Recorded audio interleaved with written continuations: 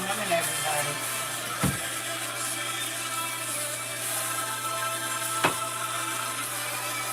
Good morning, y'all. I'm so sleepy. I had like an 8 to 10 hour Bible study with one of my best friend's mom. She like my mama too. Like she used to save me from my mama. And yes, I still got the same lashes on, and I slept on them, and they about to come out. Deal with it. We cousins. I don't got to do all that. Before anybody be talking crazy. Good morning, y'all. Afternoon. We was on the phone all day, the whole day. It might have been longer than that. I don't even know, but it made me so happy. It made me so freaking happy. That's why this office is even more tore up. I was pulling out all the books. Y'all know how I get when folks get to seeing the stuff for the first time. It'd be a little different. So I got to pull out everything. It's crazy. Ooh. So it's books and stuff and books and stuff and survival stuff and everything. Listen, I'm always working. I am a nigga got hey. You working like a Hebrew slave for real. Okay. Good morning. Good morning, y'all. Sorry, I'm over here having a conversation with myself too, because sometimes I be like that. It ain't enough hours in a day. But everything you want me be what we do, it's not enough hours. It's not enough hours in a day. Oh, that thing heavy. Y'all see the shelf is back crazy because I was pulling out books and books and books and books and books. Okay, here we go. Let's see how we can do. Good morning. Oh, now I can see y'all because these eyes is getting crazy. Good morning, Auntie. Good morning, Stitch. Good morning, Tasha. Good morning, Janet. Everybody. Wait a minute. I see the dean is leading praise and worship this morning. Listen, because I did Bible. Let me see what time her daughter called me yesterday. I'm going to tell you.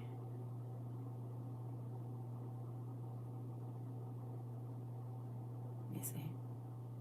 I think it was like 1 o'clock. No, it was before that.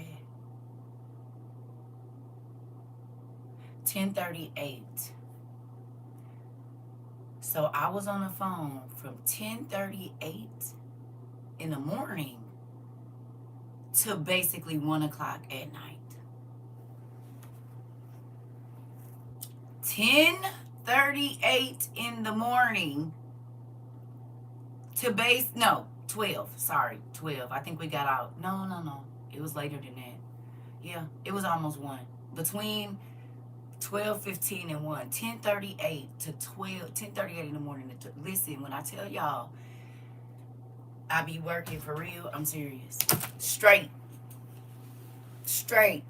This is how my Bible studies used to be. Listen, got my praise and worship on it early this morning. Come on. I'm laughing hard. I literally said, I need to do a whole other inventory because I found more things that I thought I had. It's a struggle over here. Auntie. Oh, Lord. You done found some more stuff you done bought and didn't know you had over there. 17 of them. Until your buy button is like this. Good morning, Tasha. You hear me? So when I be sometimes the frustration in my voice when I be like, y'all, when I get off of here, I still be working. Right, but now you see why sometimes Auntie be a little irritated when folks be acting like I don't have 18 other jobs. I didn't even eat until like 10 o'clock last night. I was like, dang, I ain't ate nothing. Nothing. I was all shaky. My eyes was all blurry. I said, you got to lay down. You got to. I was going in and there, like not sleep, just exhaustion. Because you got to think, for most of that time, I was answering questions and talking, which it makes me excited. Like, I love doing it. But that's what I told y'all. That's what I used to do before I came here. That's why I be prepared to do it here because I used to do it before I ever even got on social media. And I be from 3:30 in the morning to the time I went to sleep. And I had to cook, clean, get my kids together, and take care of my husband. So all the way I was still working. Yes, I had my headphones on. I be doing my thing. You hear me? Listen, could someone tell me what website to order our shirts. It is Nerd Junk Shop and on Etsy. Nerd Junk Shop on Etsy.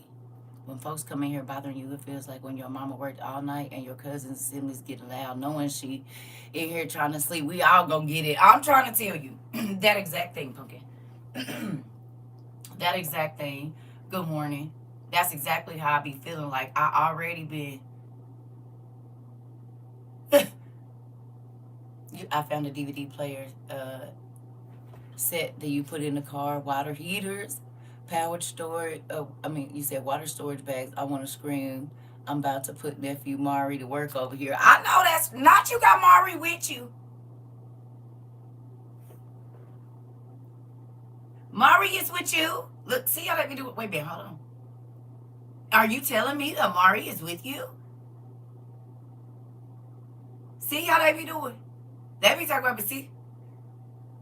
Auntie?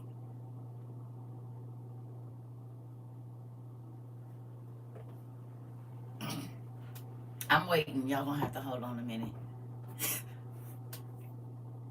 You said, nah, but he about to get a phone call. Oh, okay. Oh, okay. I was about to say, not y'all didn't had a secret meetup and didn't tell us about it. Queen, you know anything about this? Justice? Is there something? Joy? What's going on over here? You said me and Mari was on the phone for 2 hours. Oh, okay, see, that's fine. I ain't bothered by that. But when y'all, wait a minute, hold on. We wasn't invited to the biscuit and brisket? Because I know it's going to be some vittles when y'all get together. Wait a minute. We ain't invited to the biscuit and brisket or what? No.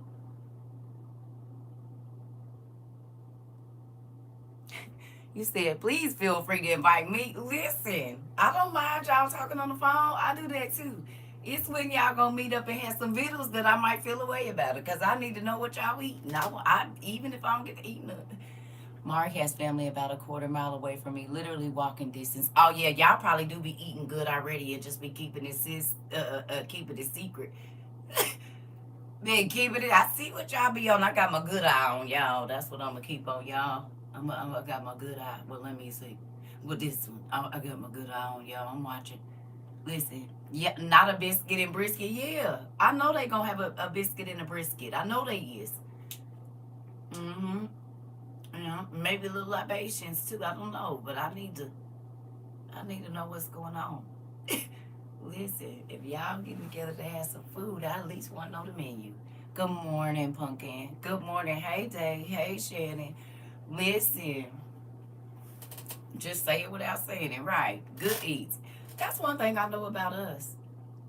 You said not libations, right? They might have a little bit of that too. No, but that's one thing I know though. If we do meet up ever, any of us, I know when y'all get together, it's gonna be laughs, maybe some tears, some good food, and good times. And that, for us to come here as strangers from all around the world, you hear me? You see what I'm saying? Because Miss Cindy in the UK, and for her and Mari to be talking for 2 hours, he in Illinois. We got family all over the world for real. And we didn't come and just make this no fake family. No, it's a real one. Be calling each other, be on the phone, texting and stuff. You said he's definitely coming to the barbecue in September. I knew it. And it's probably going to be some brisket there. Working on the backyard this afternoon. I work good when we are in class. Oh, okay. Clock it, Auntie. Clock it. You said, I had a dream about your daughter turning into a cat. My daughter? Or your daughter? I don't need you dreaming about my kids turning into nothing now. Hold on. I don't do no cats. No. Don't do that. You said you had a dream about my daughter. Well, write it down. You said I have so many books because of you. That makes me excited. You got so many books because of the Lord. You got so many because of the Lord, honey. Listen, I know they gonna have some. Didn't I tell you? See, I could kind of feel that they was gonna be enjoying a meal sometime soon. September ain't nothing but next week. September ain't nothing but next week. I can feel the food in between, y'all. Look at that. Look at it. He's coming to the bar. I did not tell you. I know what I said. It's gonna be a biscuit and a brisket around them. I know what's going on around here. This WOIU, honey. Y'all can act like y'all don't know us. I know us. I know us. Anytime we get together, it's gonna be some food. What you mean? It is. Well, happy birthday. Listen, it's gonna be some food when it come around us. You see what I'm saying? I'm excited about it though. My thing is this. Other than a few janky business people that came over here and try to sneak in and do people crazy, I haven't had any reports of you all having crazy interactions with people to where it was so bad and this, that, and the other. I ain't had none of that. And I'm not bragging and saying, oh, whatever. I'm just saying I'm grateful that y'all stuff be where it's supposed to be. You said I'm about to start doing my homework for this class. And once I graduate in October, I'm going for my master's degree. I'm about to be snacking, studying, and listening to class. Emphasis on snack. I'm trying to tell you, girl, come on. You done got night. You said, and then I'm going for my master's degree. How many degrees you done got here, girl? How many degrees again? Look at y'all niece. Now, mind you, she's pretty much in class every day. All the while teaching her baby and being a mom. Okay? How many degrees you done got since you've been in W? And real ones. We ain't talking about the WOI. She done got 2 degrees, y'all. Now she working on her master's. All the while being in class every day and doing the homework for class and being a parent. So she got, girl. And y'all don't want to be a part of WOIU. We got all kinds of people here, and they smart in all kinds of different ways. Whether they listen in knowledge, in experience, in all kinds of stuff. And I'm grateful for it. You hear me? God, now you see why it's better to be an inclusive community. Who understands now why it's better to be an inclusive community? If you didn't really mess with people, and I still don't in a way, but do you see how much we have learned from every person, whether they have, a certain specific education or not? People with life experience, our aunties that came in here and told us stuff, our uncles have came in here, our brothers and sisters, our nieces and nephews, like we get to learn from a plethora of people that have lived so many different things, that we get to see the world in a little bitty way of the way that God sees it. Y'all know that, right? Like when we get to see babies worshiping the Lord, when we get to see teenagers that are ministering, when we get to see our young adult men and women that are like, auntie, I've been cool. God has been good to me. I'm learning. Like when we get to see our elders come in and say, listen, I've been living a different way for 2 or 3 years. And this is the first time in my life I ever lived like this. And I'm 67, 72. Like that, to be able to have access to 70, 60, 50, 40, 30, 20 years worth of knowledge that you didn't have to live. You didn't have to get the knocks on your head and you don't want it. Cause what? They don't look a baby. What you tell me? You said so. Your grandma used to do what now? And that's crazy. Okay, in the mental vein. You hear me? You said I've learned so much here. We can learn from anyone, from God on down, from the unhoused at the gas station, to the little babies. I'm so thankful for y'all right now. Come on, for real. Hey, Michael, this. What she said. What she said. You hear me? What she said. That's the amazing thing about us not excluding. Now, there are some people we had to exclude, but there's a reason for that. That is not just unwarranted. But they could be in other places. They just want to be in a specific place, and you don't get to have access to this place. You can come over here and be in class all you want to. Not that YouTube is the out, but You can, if you've ever been blocked, you're not blocked on everything.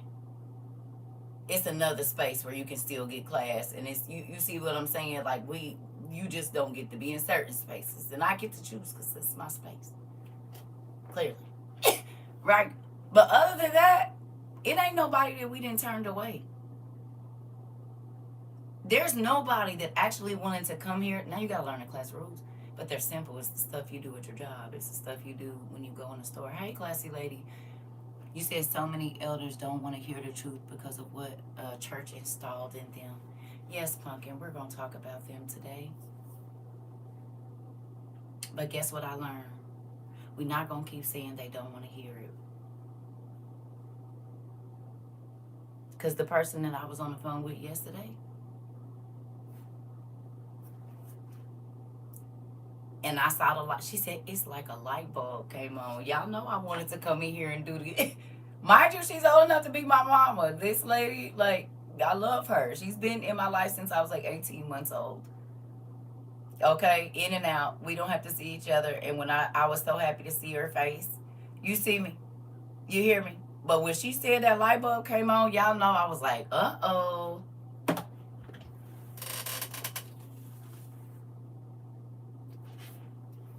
She been apostolic my whole life. You said Pentecostal.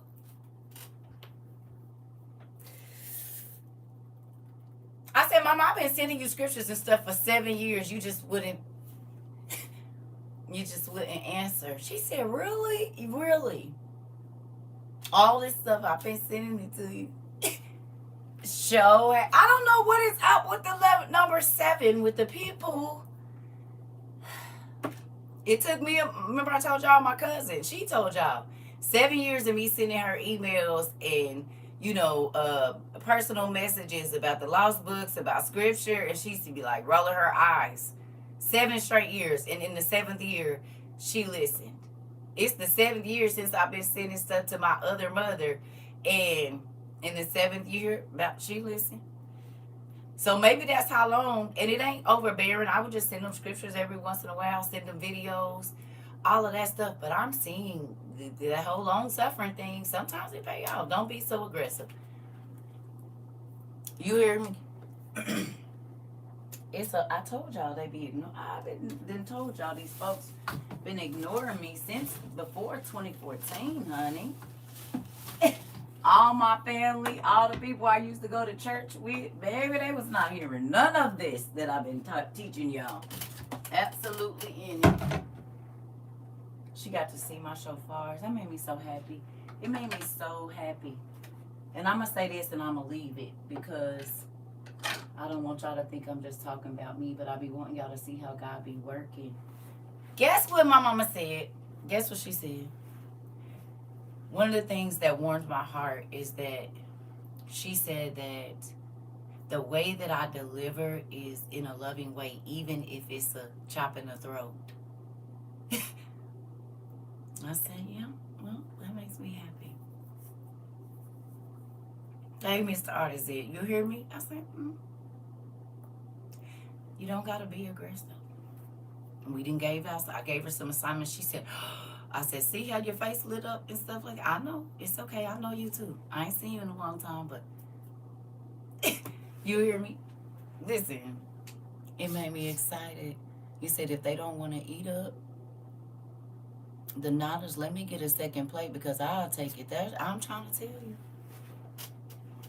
Y'all all in my class. Can I get to my lessons? Oh, thank you. Thank you. I'm a little tired. I'm not gonna lie to y'all, but I'm gonna do what I gotta do. You hear me? But think about that. Why would you want not? And I did ask her. I said, Mama, why would you not? Not in reference to her, but I was saying because y'all know we gonna talk about the pastors. Because the pastors is why a lot of these people are the way that they are. And I'm not just saying her, I'm just saying church folks in general because they haven't been taught the law. So we went through a lot of different stuff yesterday. And I said, Mama, it's people that came to my community, they didn't even really read the Bible. I said, now, for real, not trying to put them in a league with nobody or it's not competition, but These folks is running circles around pastors that's been pastors for 25 years in 3, in 2. I'm talking about eating the babies. It's a choice if you want to know. He ain't gonna force you. You said, do I ever talk about the Giants, honey? When don't I? You have to go to my YouTube. I'm tired. I tried to educate my granny about the lost book. She got mad and said, how do I know that's real? Okay. Keish, you got your book too? I had to do this yesterday. Get your book too. Get your book too, Keish. Let me go get mine. And he told me to bring it. And I gotta make my coffee. Hold on. Get your book too.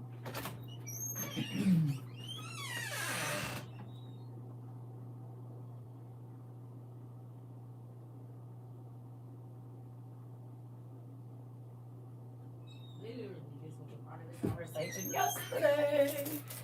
Okay, so I'm gonna put that right there. Let me go make my coffee.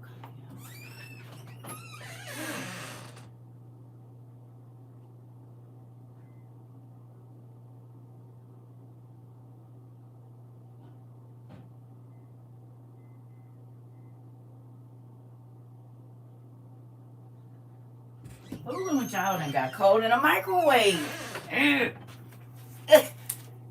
Yep, I put it on 2 minutes. It's been 22 minutes. Okay. All right. That's crazy. I literally just had this conversation yesterday. When I tell you, is this book 1? Seriously? 2 book 1s. No book 2. Right. Okay. It's books outside. Listen. Not outside. They was outside.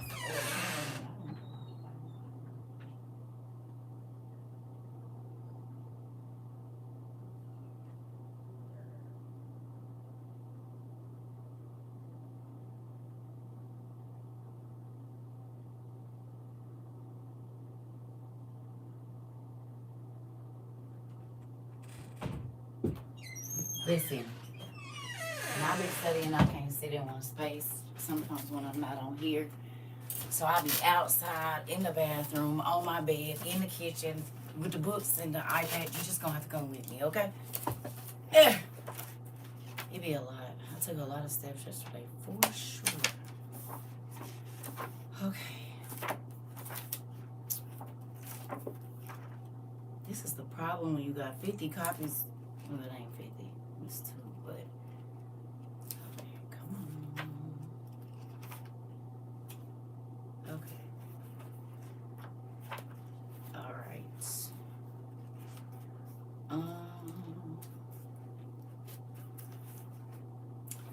I need you to go to page 294. You have your auntie listening to the Jubilees. It makes me so excited. Wait till the light bulb. Y'all done seen it. Y'all done seen the light bulb come on in people's lives. And it make your toes wiggle. Who, if you have had that effect on somebody, God has used you to open their minds to anything that we've studied here, and it made them go searching for God. Did your toes wiggle when you did that?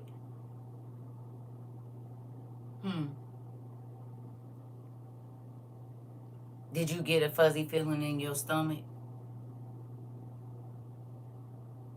when you brought somebody to the knowledge, and it make your toes wiggle? Because you get to see the light bulb come on in their face. Like, literally, you get to see the light, and it's like, oh, you picked that up. You ain't even got to be looking at them. You can hear it. When they be like, oh, wait a minute. Clock that tea. Come on, you want some more? Here, I'll give you this little bit, and then I'm going to let you, I'll savor that. Wait a minute. Don't just chew it. Slow down. Read slower.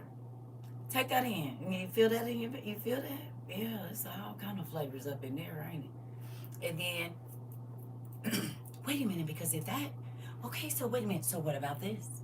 So what about that? Oh, I can take you over there too. Don't even worry about it. You said you want to go see what... Oh, okay, so let me go get my other book. Hold on. Wait a minute.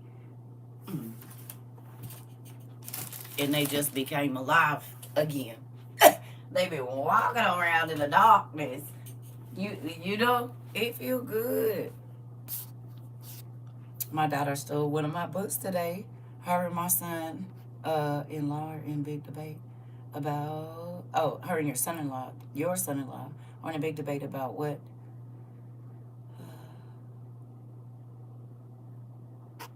Oh, he said what they read. I had to step in and refer the debate. Okay. I'm like, wait a minute. What? Sorry, y'all. Listen, I'm grateful. You said yes, ma'am. I love that feeling for sure. Yes. Good job. The most amazing thing, such an honor. It is. You said God brought my ex-wife back to me and she studied. Come on. High five it. Bow, bow, bow. Y'all hear that? Our sister-in-law then came back and now she studies the Bible with Manny. Remember I told y'all, if you just live it, sometimes you don't have to say nothing. You don't got to try to force it down their throat. Just live it. And y'all wasn't going to tell me my lips was dry. Just live it. You don't got to be all super nothing. Just be cool. God made you who you are because he is going to attract people to you that are interested in things that you have. And not like your house and your car, but your characteristics, the way that you speak, the way that you whatever, like he already know what to bring to you. But when you try to be somebody else, then the people that's supposed to find you so that you can give them the information, they don't find you. You said in the Dollar Tree, I was randomly talking about lighting candles, writing your intentions, and putting it under a candle and praying to the saints. The lady put her candle back after hearing my conversation. You know what?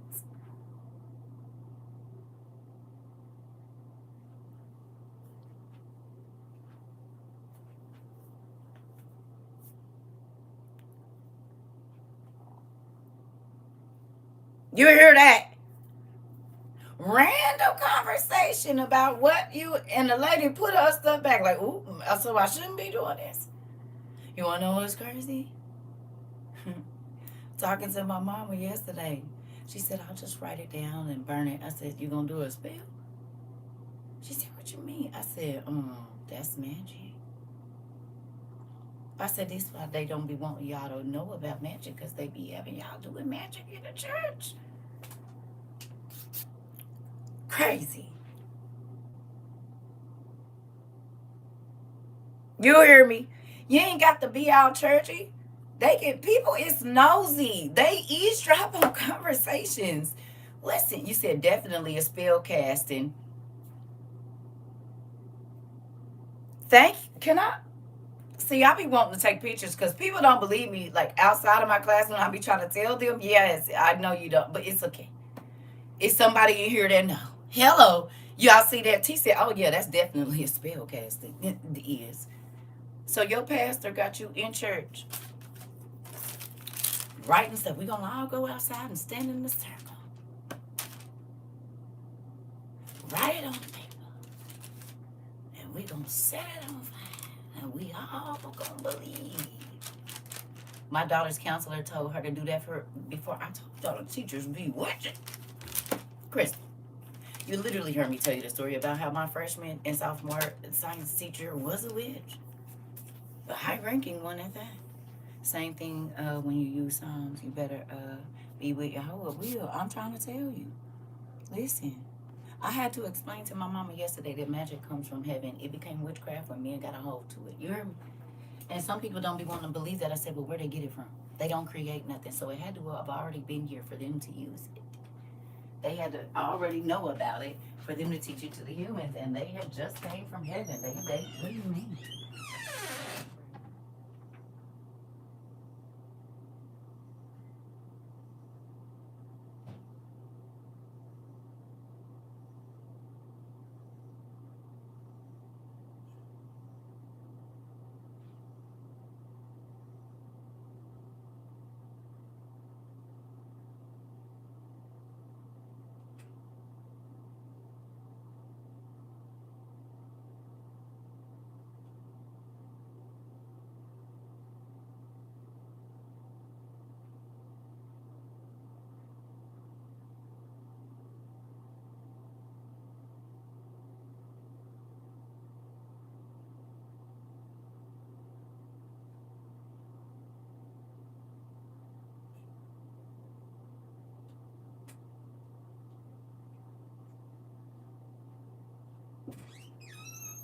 Y'all, that song, You're the Lifter of My Soul, is in my mind. So if y'all get time, can y'all listen to that, please? You're the Lifter of My Soul. That song, I think it's called. Hold on, I see a whole bunch of stuff. Goodness gracious, wait a minute. Hold on. Not y'all having a good conversation when the teacher gonna make her coffee. Y'all got loud. Let me see. You said, don't go. He's spellbounding you with an unintentional voodoo. Then fallen angels manipulated it. When somebody had us doing that, they didn't realize that that was magic. My ex been texting. Being in your class allows me to stay home. Lord knows I want to go. Baby, the devil is on a mission. You hear me? Don't worry about it. He bringing everybody. If it's money, whatever. He on everybody head. Show is. You said they taught us spell just unknowingly spellbound. Was it unknowingly? You said I was told my second G-ma used to do that and she was a Christian. Okay. Hold on. There's a whole bunch over here. Wasn't even talking to her. It was a conversation between me and my mom. And she just stopped to listen. I told y'all they be ear hustling. You ain't got to be looking at nobody's face. Just go on and walk on down. Folks is nosy. My stepdad's mom was a witch and would always cast spells like that. And coincidentally, every time she needed funds, she'd do that. And one of her kids' siblings or spouse would pass and she'd get paid. Girl, we didn't live the same. Listen here. I told y'all about my ex and his grandma. She did the same thing and her kids would die. Why am I whispering like that? Get here, I don't know. Baby, I know somebody. Dude, I told y'all the guy had I didn't even talk to this lady no more. He kept putting her, I hadn't talked to her in years. Okay? Girl, yeah. I'm going to just say, y'all, I didn't tell y'all the story. Baby, I know you're not lying. That lady called me and asked me, why is all my kids unalived? I said, God told me y'all a wicked family.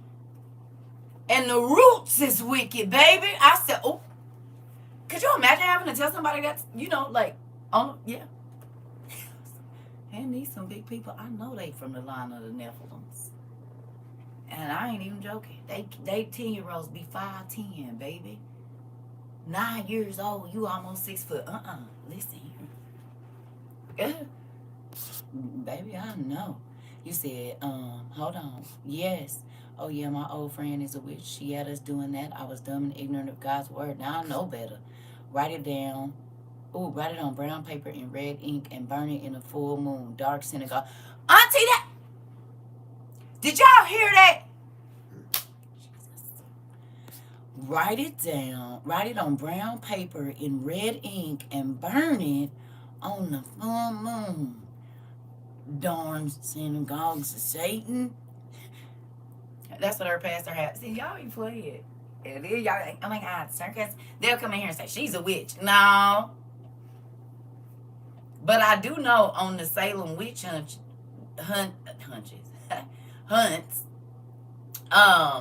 they was, the witches was controlling the witch hunt. And they wasn't killing the witches. They was killing everybody else. And so then I look at this. And it's crazy that they always be coming in here calling folks witches that's telling the truth. It's seeming eerily familiar.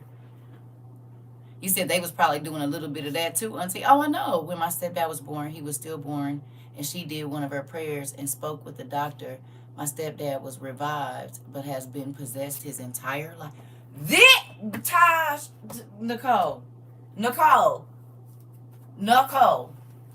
Baby, if we ain't, listen, I'm going to go on and get my robe. Well, you know what? I think I got a sweater over here. I'm going to just, I got a sweater over here. I'm going to put this on because the way these shoes, you just going to keep on saying stuff that, and listen, that's why when people like, oh my gosh, she does too much. You just don't know. You ain't experienced nothing. You done lived your fake Christian life. Again, been a nigga enemy since I came here for the most part. He been on my head since I came out. Hello. No. Him and his homeboys used to show up at every house I ever lived in. They used to be at schools. They used to be in churches. I used to see them everywhere. I don't care. Leave me alone. Yeah. No. And I couldn't get no sleep because I'm dreaming like crazy about the end of the world and everything else. I'm only 7. I'm only 8. I don't listen. I just want to go to sleep like a normal kid. You hear me? All the rest of it is extra. But now I realize I didn't even know I had a gift. I'm grateful for it. People think when you come into the knowledge of God, that's when your gift starts. You've already been using it your whole life. You was just using it for the wrong reasons. Right. That's so crazy, y'all.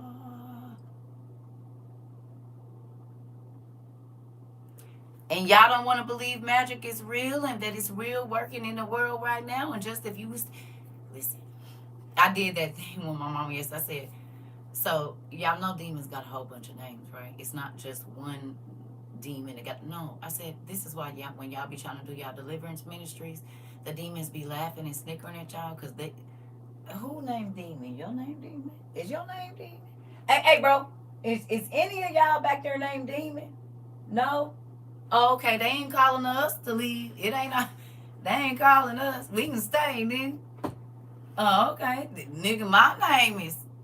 What's your? Okay. They weren't talking to us. We ain't gotta leave. Ain't nobody in here named Demon. Oh, okay. We thought y'all was about to evict some niggas or something, but y'all don't even know what they. No, nigga, we ain't. What?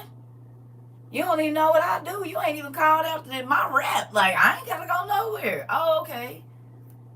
They not, and I told her. I said they don't be worried about y'all for real. They don't. I said all of that stuff we were taught, the long skirts, the all of that stuff. I said that's for people. That's for people. Go on and get you some jeans. Put your nice top on. You ain't gotta be out and about and crazy, but do something else. He used to torment me so bad when I was a kid too. He spread lies about me, tried to turn my family against me. He's a living example of he came to set the captives free. Oh, I know. People do not believe it. You said our couple friends could not conceive. The guy said he wanted to do something, but didn't want to possess kids.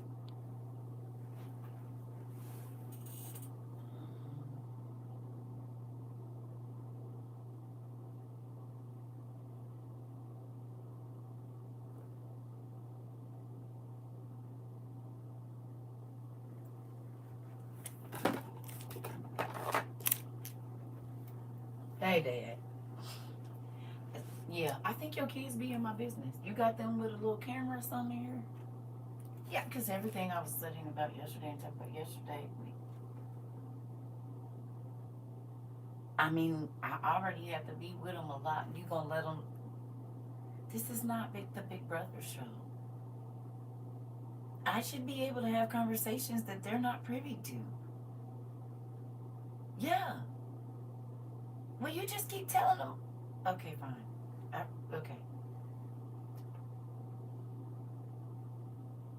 We talked about how spirits can have babies with people yesterday.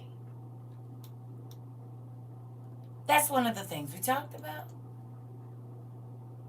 Y'all gonna stay out of my business. I'm trying to tell you, that's spooky. It is.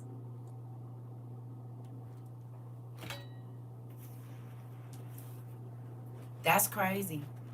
You said he got you in our business. Yeah, ain't that so? Is I be wanting to come on here and tell y'all about it, and then y'all just start saying stories and stuff, and it's everything. Well, did they already know? Never mind. I don't even gotta say. They already talking about it. Goodness gracious, that is crazy. It happens so often. Guess that's that whole we really on one accord thing. You said now YouTube trying to toss me out of class. When you be telling the truth. Every time we get to telling the truth on here, we start having problems. You hear me? It's only then. And I guess that's every day because they be glitching and kicking y'all out every day. Pretty much. Like we got about, I don't know, 4 or 5 good months of that. And ever since we've been doing that, after that, it's been somebody getting kicked out, blocked, unfollowed. It ain't stopped. You said I was born on Halloween. Skin was peeling bad, and I've felt a demonic world around me since I was 7. Family thought I was crazy. All along, God was teaching me. I'm trying to tell you. You said YouTube be trying to mute me so I can't comment. I saw something else that said my community comments is off. I said I didn't know we had a community comments. And then when I tried to turn them on, I said, what is going on? When did it? It's something called community in our community or something. I don't know. But I'm like, what is this? They just be doing stuff, messing with my stuff. Baby, listen. I don't go in there. I don't be trying to change nothing. I barely know how to work all this stuff because y'all know the tech stuff. I can do it, but I don't be trying to get all in there and know all of this and that. Baby, and they constantly changing something. They constantly doing something, and it be making me mad because I don't have time to keep coming in here. I got too many things I need to do besides be looking at this. No. No. I don't want to. Nigga be irritated. Like, what other password do I need, nigga? I don't listen. I got look. In between coming up with names for class,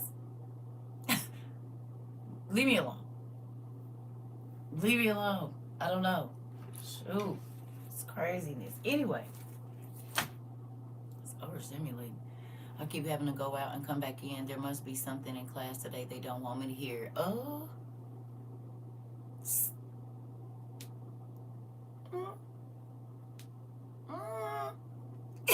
Maybe. Because, that's what I was looking at. I said, well, we're going to read this. So.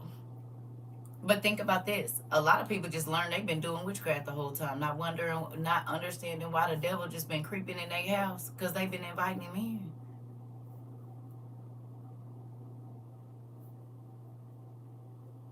in. We had the conversation about we be worried about our natural house being clean. And Jesus' house don't be clean. Our natural house be spotless. But Jesus' house, filthy. Talk about old stuff that's been in the trash for 30 years. It's been turned black with mold. And, technically, in Jesus' house, you a hoarder. Good morning. If you still holding on to stuff from 30 years ago, that from a person you don't even see no more, they might even be dead and gone. You do not talk about them people on hoarders because that's how Jesus got to step through your house.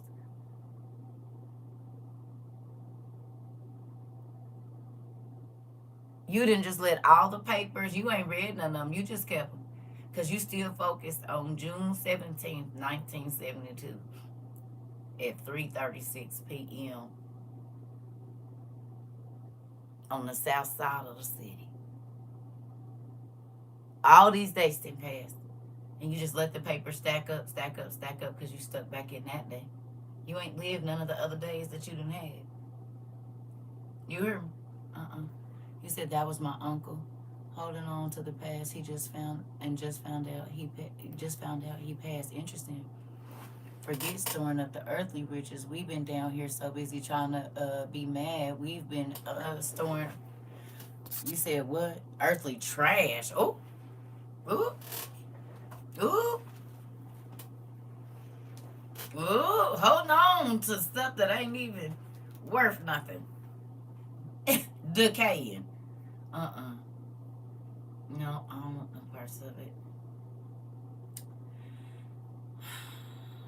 So, Keish, that discovery of the tablets, to those of you that got life, if you've ever, I think I said this before, I don't know, but I had to do it yesterday, so here we go.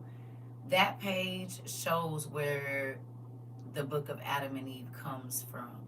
But I've told y'all about the stele that he has, and the tablets. See, you got to think, this is a person that's 30 feet tall. Y'all think he gonna make a tablet this big and he's 30 feet tall?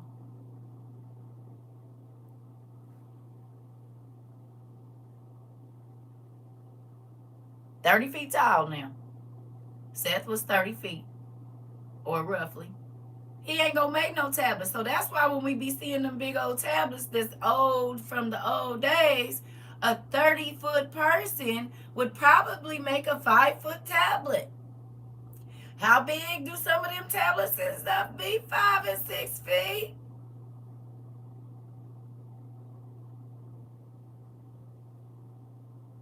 Makes sense.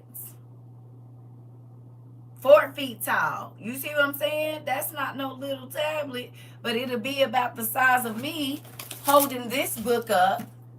Not this one.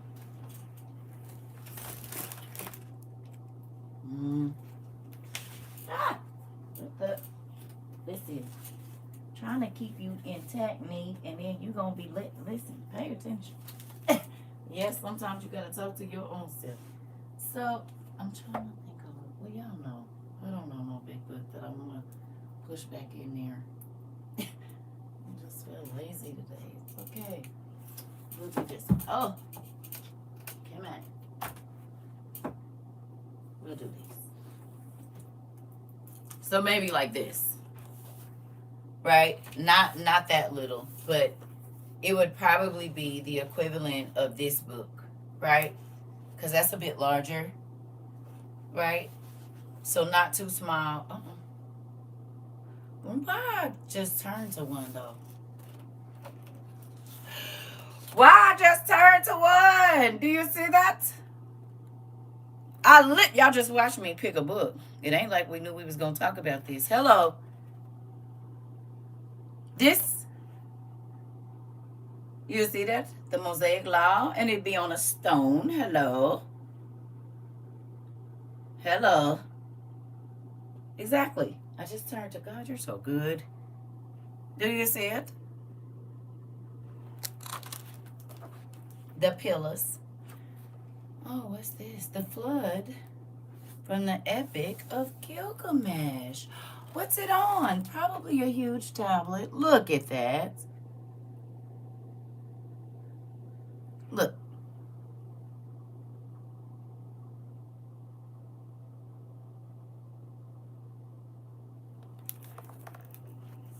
And y'all know I just picked something. I didn't, because listen. Oh.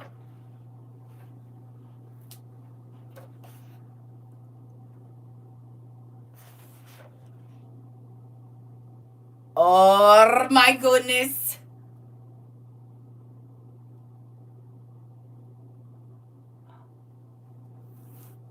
Wait a minute.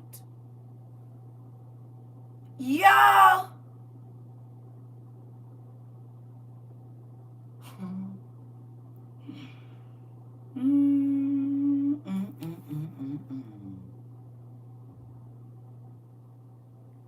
No way. Look what I just found in this book that I didn't know was in here. I'm going to show y'all first.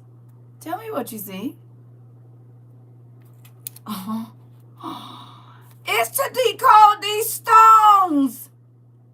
No freaking way. Oh my God. Look. It's the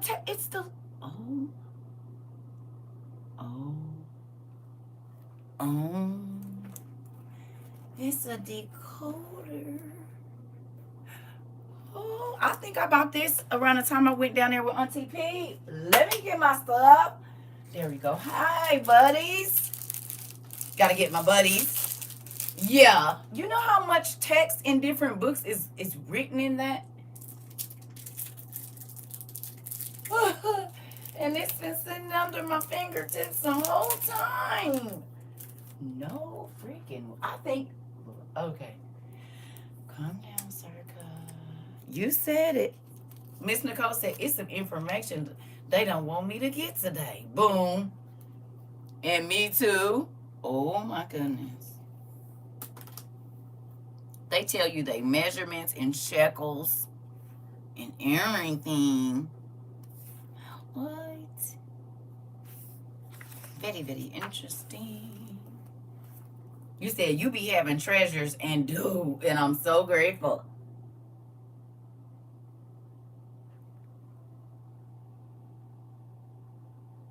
Interesting. It says, in the beginning, the emergence of Israel, patriarchal traditions between Genesis and Exodus, 400 years of Egyptian supremacy.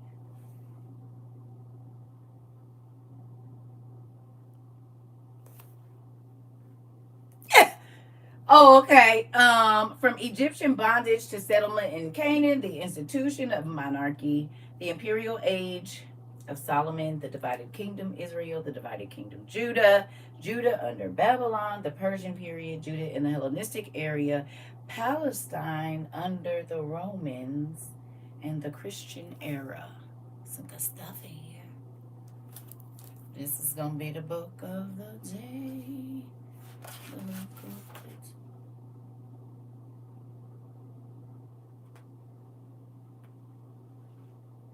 Mm.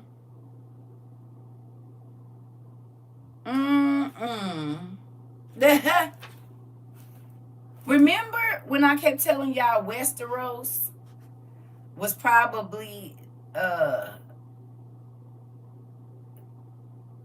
it's another name that in Sestros or whatever. I said they just changed it to like a W and moved the letters around.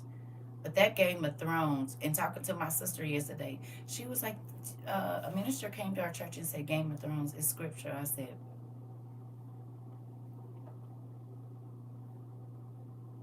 mm-hmm. Yeah. Huh?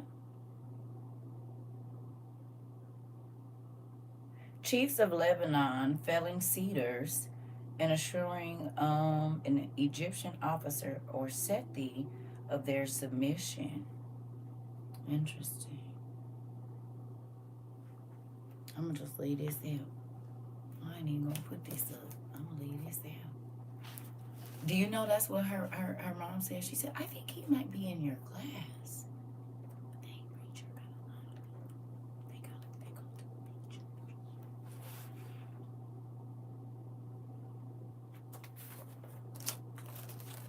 Look at Uncle Bobo. Do y'all see Uncle Bobo? Look at Uncle Bobo. Do you see his face? Look at Uncle Bobo. Now everybody got like a look. You see his hair. Them is French braids or braided locks. Do you see it? These is niggas.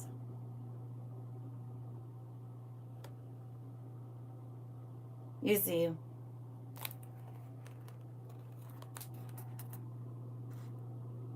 And why we gonna know what this say at the bottom though? Because they might try to tell us to say something else. But now we got to.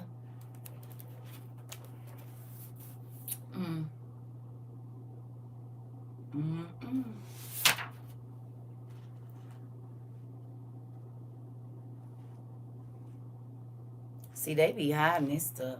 They don't be wanting you to. They don't be wanting you to know. And you got to look in other places.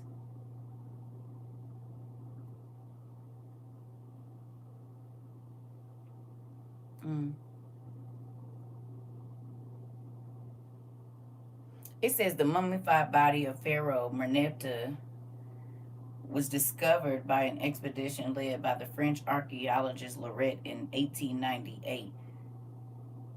The body has been placed in the tomb of the Pharaoh. It says Amenophis the second.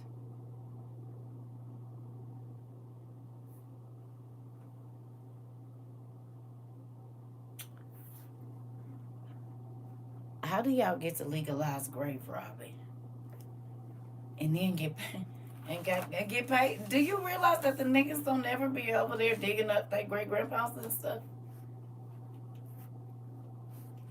Because they know who over there.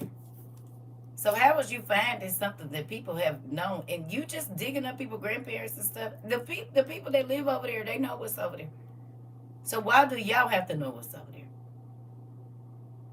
Y'all get paid to grave rob and then try to change the phenotype on the face to make it look like, nigga, we already seen it. We know who over there. That's why they don't go digging up their bodies, and they've been living there for thousands of years. Quit messing with people's stuff.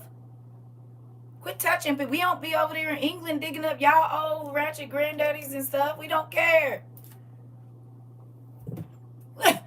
We is not over there in wherever digging up the old white bodies trying to figure out why y'all died of the plague. Quit doing that.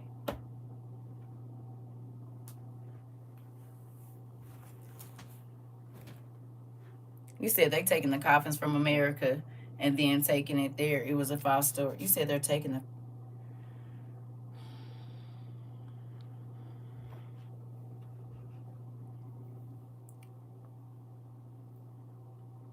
You know what Pangea is? If you've ever really taken a look at a map, you know that you used to be able to walk wherever you wanted to in the world, and in some places you still can. Right. The same stuff they find in Japan, they find here. You got to look back further. All of this used to be one piece before the seven gates opened up.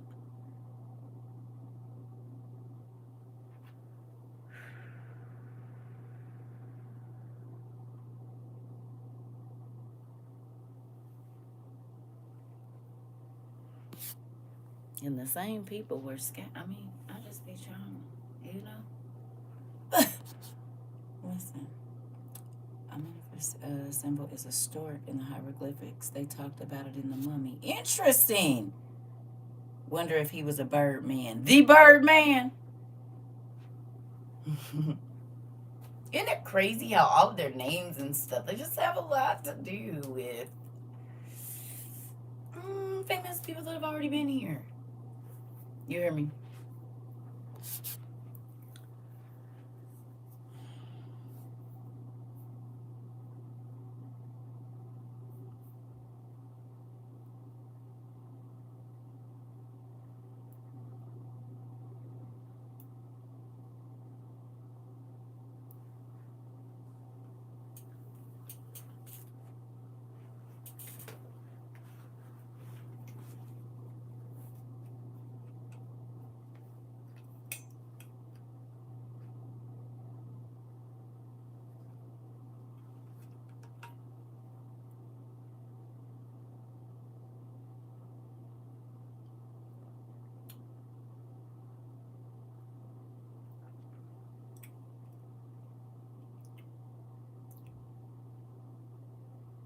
The truth is only lost to those that are lost.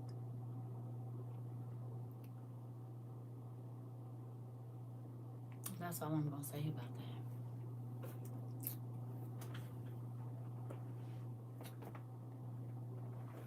that. If you were supposed to know it, you will. And if you reject it, you wasn't supposed to know it. Now, moving on.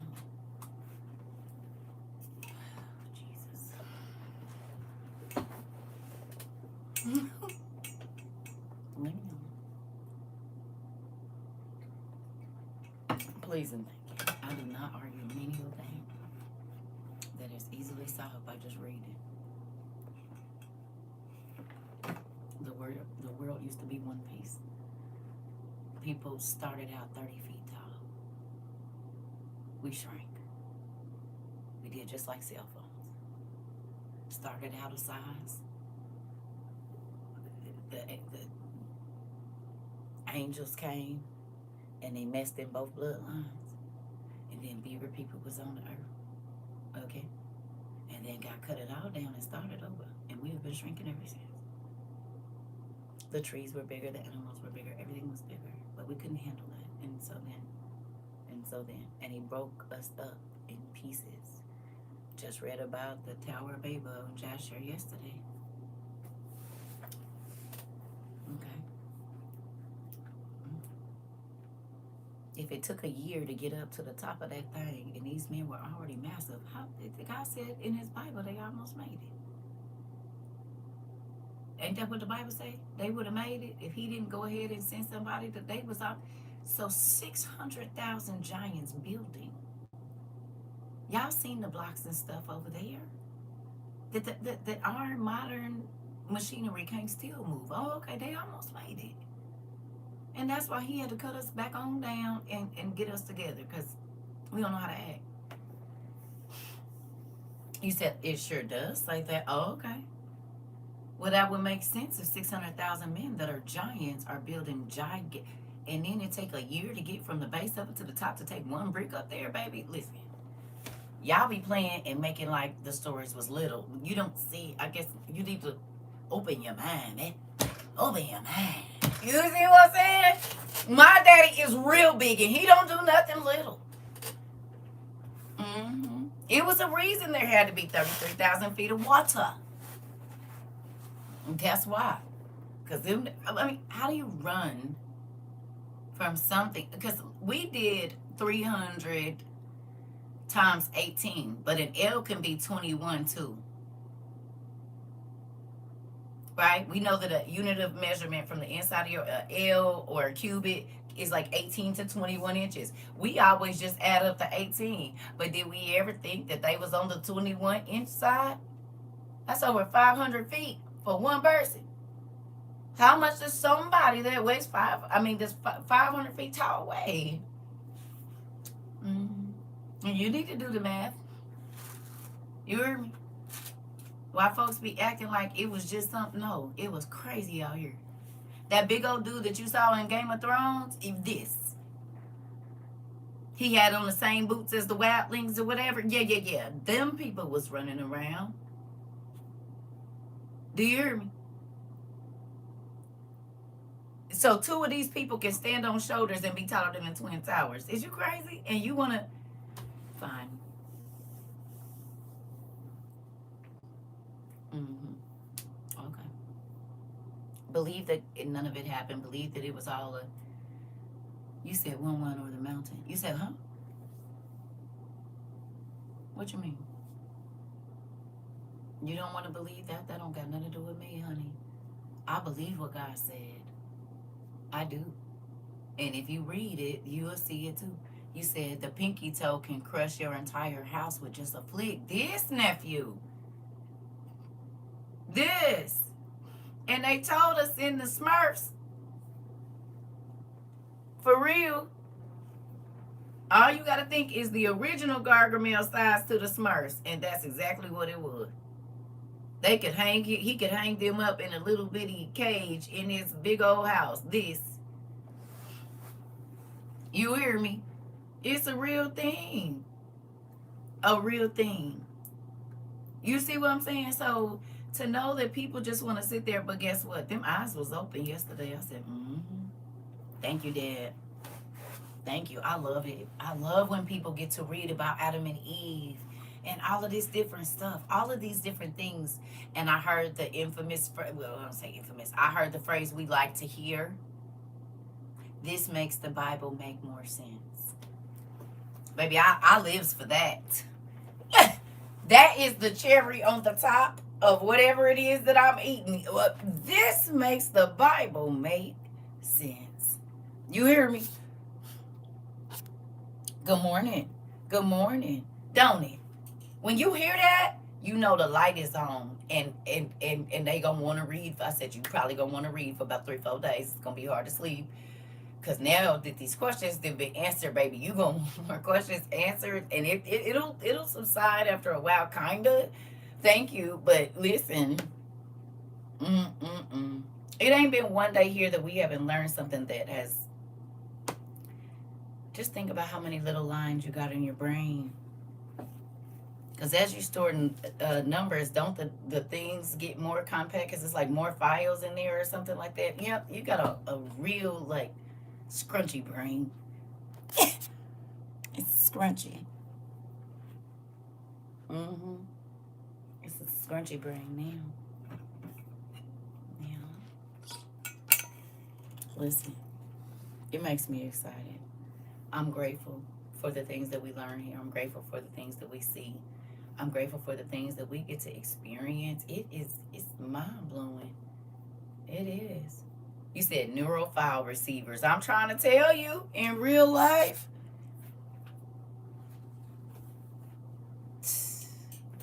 No. At least the light got turned on over here. You hear what I mean? Like, it's going to be some people that all of this stuff is still going on. They still going to be walking around in the dark. They got eyes, but they can't see. They got ears, but they can't hear. And that's scary. Especially with all that's going on. It's terrifying that you don't want to know. Oh. It's terrifying that you don't want to know. You don't want to think. I said, Mama, I know you probably not won't believe me. I said, but a lot of these pastors are setting folks up to take the mark. From casual readers to the theological studies, all in one hair snatch. Clock it. It was. Yeah. From casual readers to theological studies, all in one with one hair snatch. Come on with it. Come on. You said you want to learn. I said, sit down. Come on. Listen. And it feels like, I don't know. But I know y'all know the feeling because it's happened to y'all before.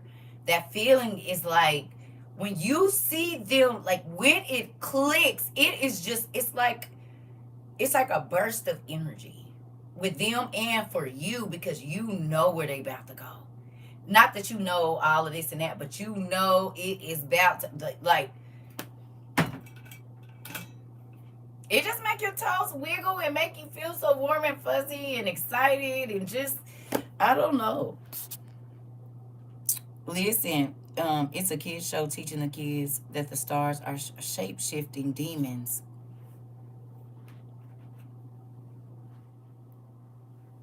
So you just gonna be in my class? I had her draw a star yesterday. You just give me my stuff back here. Let me get my basket or something. I got an offering plate. You know what? Give me my stuff. Give me all my conversations that I had yesterday. Put them, write it down, and give me my stuff back. Now, I can't talk about nothing without the ear. So here I am. I kept telling her, I said, they probably going to be a little upset with me, Mama, because I normally would have got on. He made y'all be privy to our conversation, so I don't feel bad at all. Y'all was over here.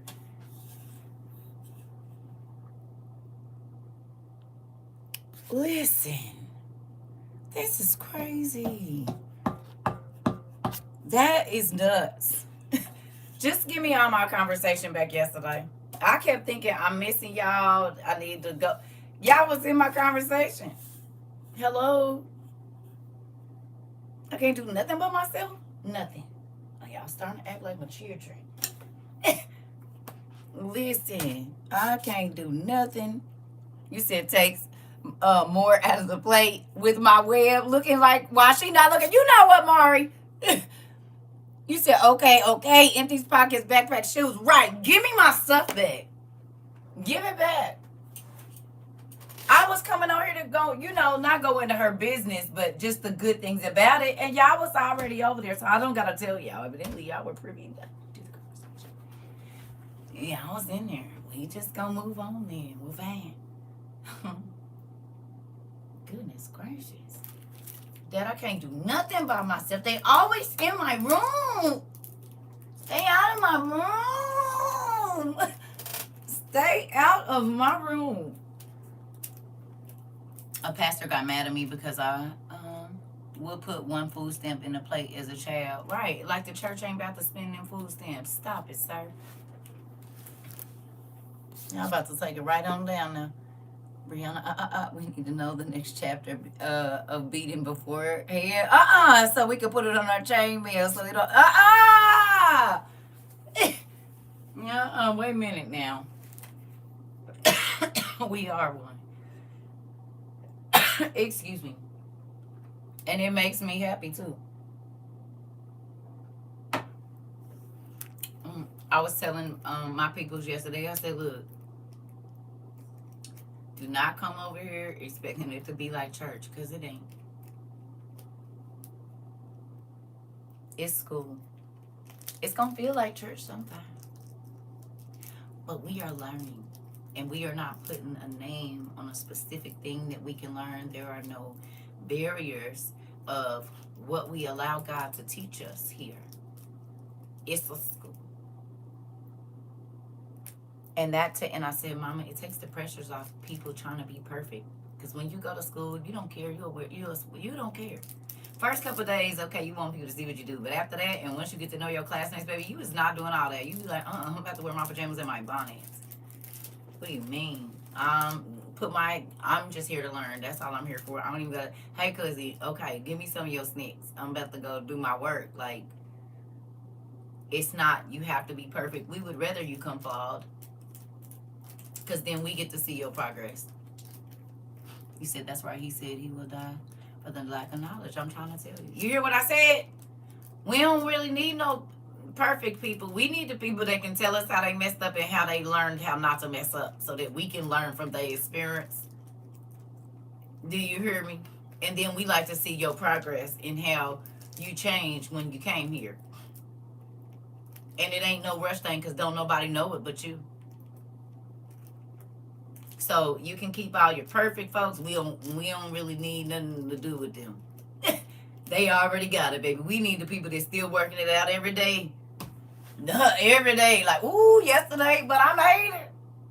It was hard, but I made it. Like, what, nigga? Get the perfect people moved to the side. Any flawed people in here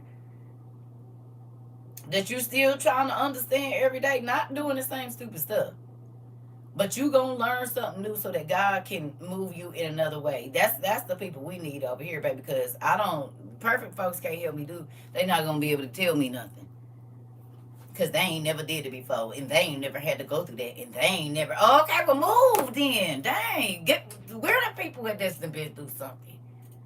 How God bring you out of your crazy situation? Did you have to run for your life, nigga? Because I did, literally and physically, spiritually, yeah, both. I had to run for my life. The devil was on my heels, nigga, and he almost tripped me.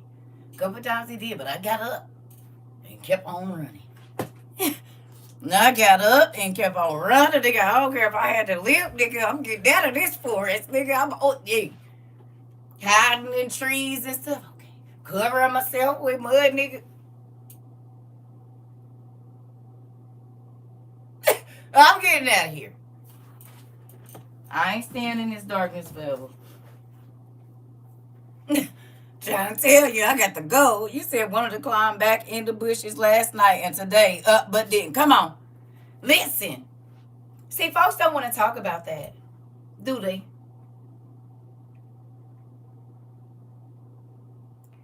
They don't want to talk about the daily fight. They don't want to talk about how much it takes for you to just keep walking away from things that you like. Things that make your flesh feel good. They don't talk about it. But you know who do? WOIU. We Outside International University, honey. Established in 2022. We gonna talk about it. That baby just said it. Your niecey Pooh just said it. She said, Auntie, I've been trying not to call my boyfriend and he been calling. I'm trying not to answer. Listen, I understand. And we ain't all going through the same thing just right now, but it ain't like it can't call. Temptation ain't never far from the door.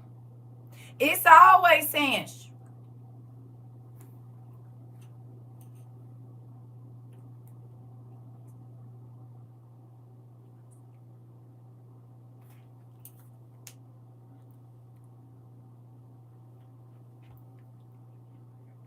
what? Go away. I can't see. Honey, it don't even be like, they be like, you ain't miss me. You know you miss me. You remember. Go away.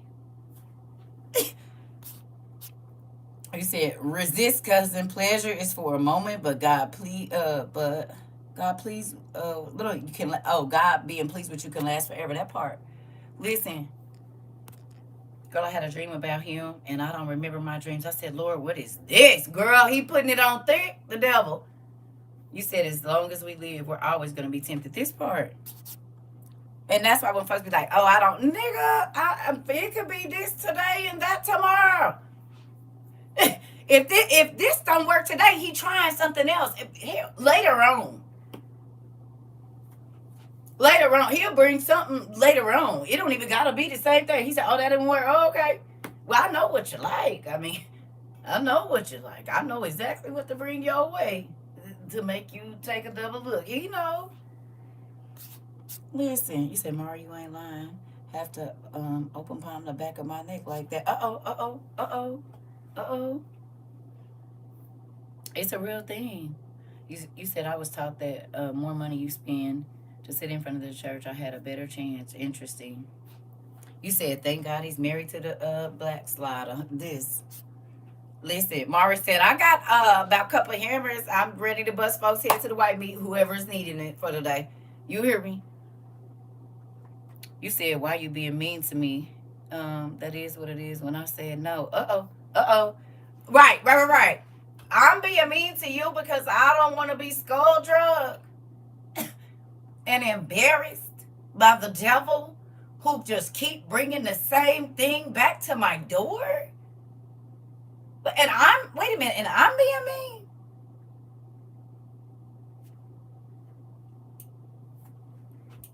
I ain't forgot what you did. And I'm not talking about the person. I'm talking about the spirit that uses different bodies, different avatars to come and treat you the same way. Go away. I'll pass. I'm going to let you do whatever it is that you want to do. And right. I mean, because I won't let you, Lucifer. That's why it's a specific person. Any name that I know of the devil, one of those numbers is saved. You can have 10 of them. It's only gonna reference the eternal fire demon, Lucifer, Satan, he who fell from heaven like lightning. Nigga, every name they got to do with the devil. Anytime you try to contact me, that's what it's gonna be. It's gonna be another name for the devil. And you said, I'm married and these tall trees or something. I'd rather be blind. God help me. Listen. For real. Listen. Listen. Listen.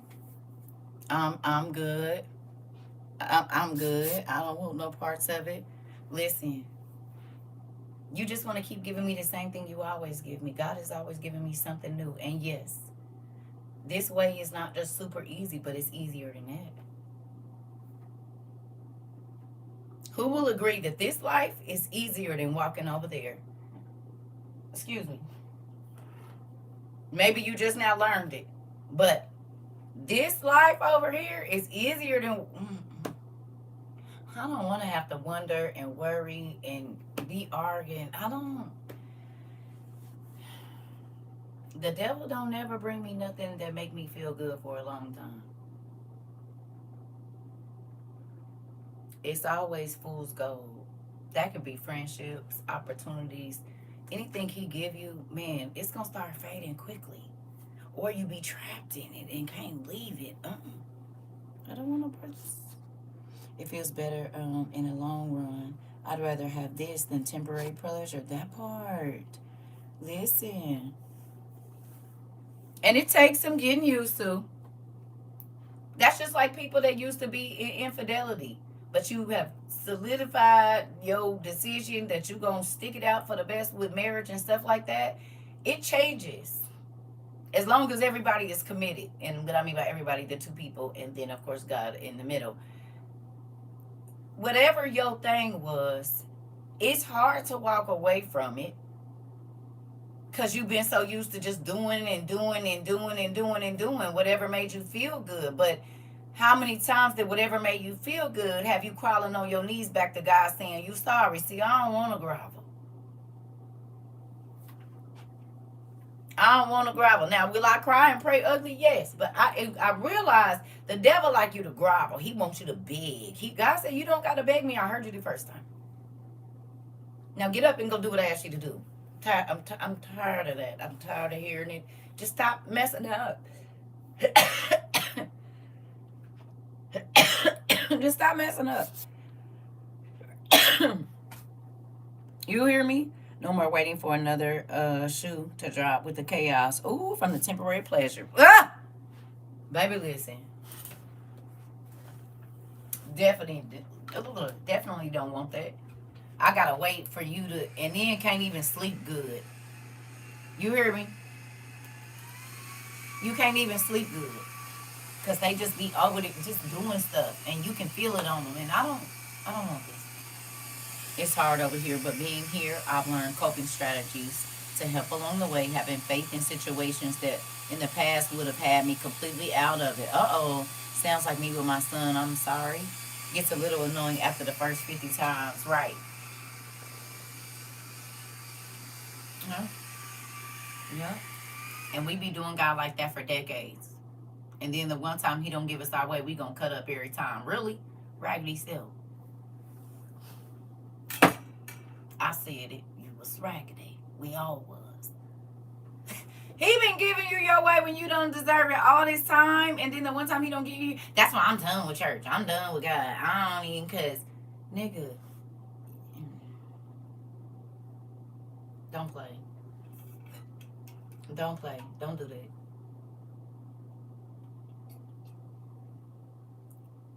All the times you should have, and he didn't, and then the one time you get smacked on your hand for doing it, you fall all the way out, and he didn't even tap you as hard as you should have been tapped. Really? And you gonna get an attitude? Oh, okay. Listen, listen.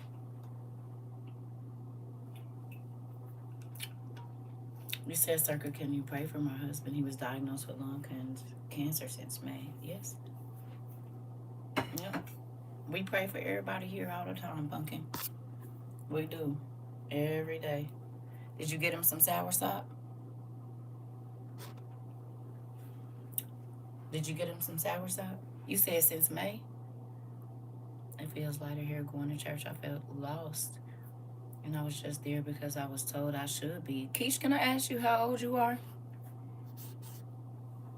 It's only by grace and consistent choices to say that I haven't went back. I'm trying to tell you. Listen, Mari. Pray for my daughter. I feel so guilty. I feel like as a mother, my daughter told me something yesterday. God gave her you to get, and I felt like it's my fault for not telling her more of the birds and the bees. Girl, you all right? Give her some cranberry juice. And don't give her no silk panties. Give her all cotton panties. She'll be all right. It's learning lessons. You think y'all is a part of life. You can get that wiping the wrong way or some particles. She'll be all right. She'll be all right too. You do not have to feel like a failed mother. It's okay. But get her some cotton underwear. Not the cutesy ones. Get her some cotton stuff. And that'll change a lot of that. Because it's hot where y'all, it be hot where y'all live too. And moist. You all right? You're not no bad woman. You hear me? I can. But Marie, have you prepared for it? 26? Okay. I always pray for God to do certain things. But I don't know what y'all all need, but when I get up in the daytime and I talk to God about y'all, I talk to him about giving y'all what y'all need. Now, sometimes we ask God for things and we have not done the homework. And it's just like asking in the wind. Have you looked? Have you asked God what he wants you to do with your money? Are you doing what he asking you to do with your money? There's steps too. In whatever situations it is. People want instant healing. What did you do some research on how this person, whatever went on and all of these different things? Then you need to start looking in your Bible and in the books that you have from here and seeing if there's a spirit attached to whatever organ you're talking about or whatever it is. Like, y'all got to do the work too. Right. Exactly. Are you asking me or somebody else, Mari? I don't want to get in the conversation if you're talking to somebody else. But there's things that you need to do. You see what I'm saying? To get God's attention. And a lot of people just be asking in the wind. Oh, yeah. Mari said, have you fasted? There's a lot of different things that be going on. And people just want God to drop it down. Well, there's some work you're going to have to do as well. Because there's answers in the word. It's easy to ask somebody, can you pray? And we do. We try to pray for everybody here every day because we don't know everybody, right? But also, are you doing your part?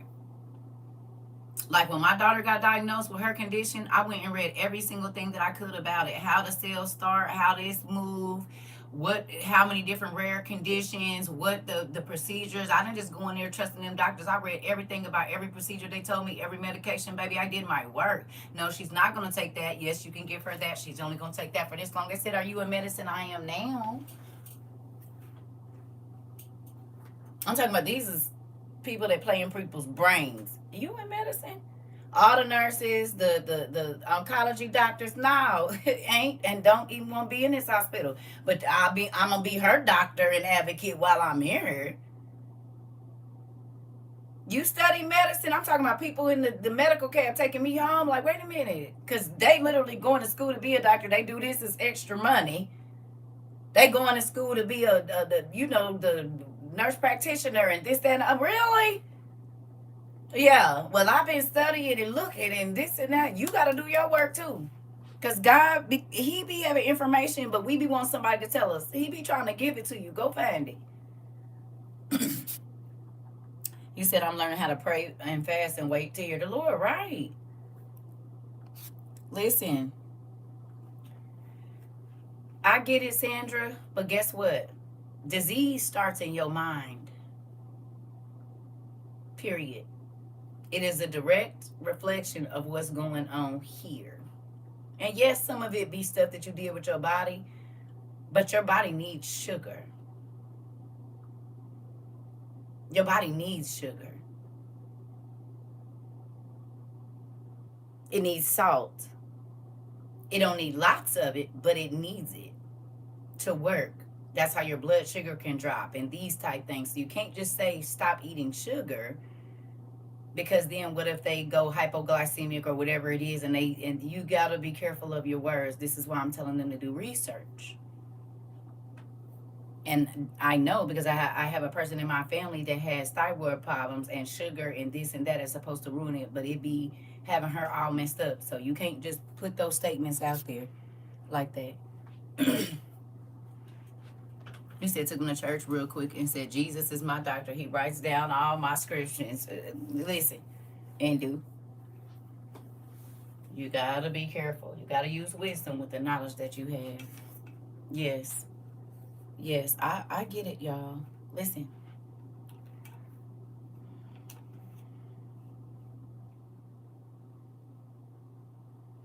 I said if there's an issue, there's some information that God want to give y'all. You have to go looking for it. If there's a situation, you want a house, start looking. But don't just look for something. Do your finances and make sure that you are getting in something that you can stay in. All God says, count the cost in whatever it is that you're asking me to do. That's just not how much something is going to cost. That is the maintenance on that. That is, if He give you this miracle and heal somebody's body or whatever it is, what have you signed over that you are willing to give for the miracle that you asking for? And I'm not talking about money. I'm talking about what sacrifice are you going to make so that your spiritual life can grow, so that He could do this miracle for you. You hear me? You said, right, the situation I just had with my son, the doctor said, you said you didn't want him medicated. So what you want us to do? Y'all see what they said? We're going to play something about that. How many of you...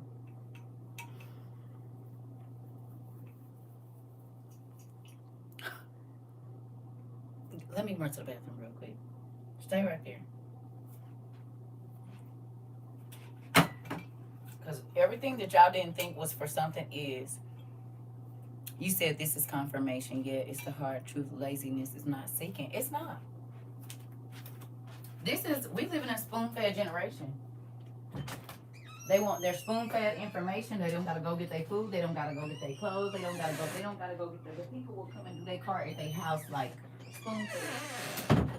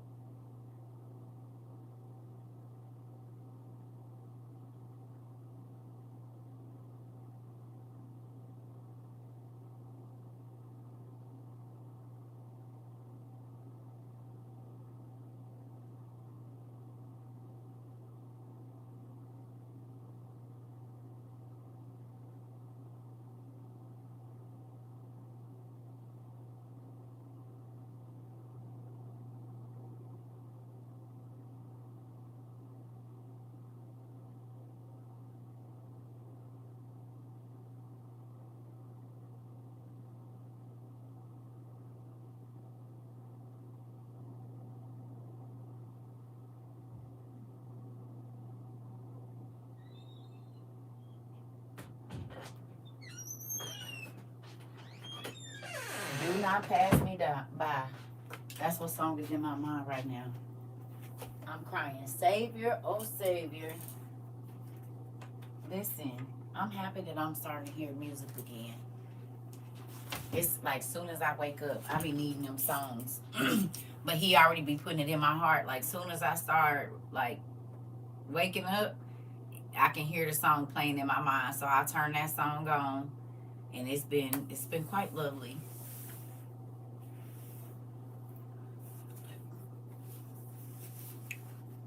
Interesting. You said, but before I came here, I never looked for so much. I always wanted the answer right then. Uh-oh. So now you know how to search. Good job. Oh, did I leave my phone in there?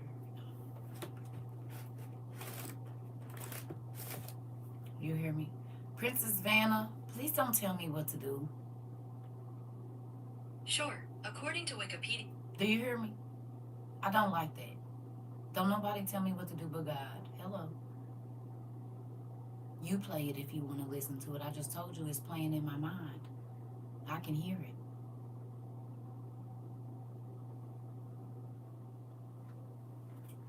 That just happened for me too. Or it pops in my playlist if I don't search it. I don't want people telling me what to do. I don't like that. Does anyone struggle on where to start? Bible I know, but learning is harder now than ever. No, it's not learning. It's going to be hard if you say it's hard, Belinda. Say it's easy.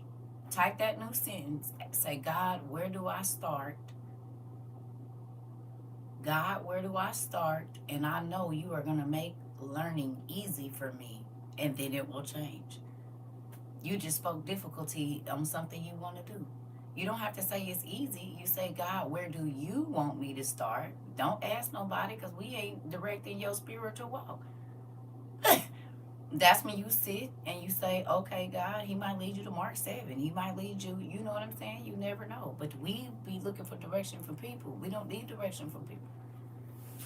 Even though I'm going through something, a song will pop up in my head telling me it's going to work out. I'm trying to tell you, I'll research everything. They tell you, be your own advocate, stay positive. This, that's been happening, yeah. Listen, just had to do the exercise again about what we be speaking over our life. How many of y'all did y'all I believe homework? And it made you look differently at yourself. Why you always trying to blame everybody else for stuff going on in your life? Did you realize you be the one saying, I believe that this bad stuff is going to happen? Okay, Marie, that's what I like to see. Oh, there we go, Belinda. See, now you on the right track. Write that in your journal today, baby. The answers will come. They did it. This happened yesterday. You hear me? We speak, like, when y'all went back and looked over all those I believe statements, when I ask you, what is it that you say when you get angry? What is it that you say when you feel like you been in between a rock and a hard place, and then put I believe in front of it? It made a lot of y'all look at yourself a little differently, didn't it? And you realize you've been the one speaking a lot of negative. You said, I don't talk that way anymore. Okay. Okay. You said I had to have you said I have to change how I really speak. Yep. I've had to really change how I speak. Okay. But even from just the other day, when y'all did those statements, it pops up off the page when you can look at your life and see, dang, I've been speaking this crazy stuff into my own life. You said, yep, teaching it to everyone around me. Come on. Right. That'll do something. You said, yeah, you're right. I had to have a heart-to-heart talk with myself. Oh, so a lot of y'all had to go inside.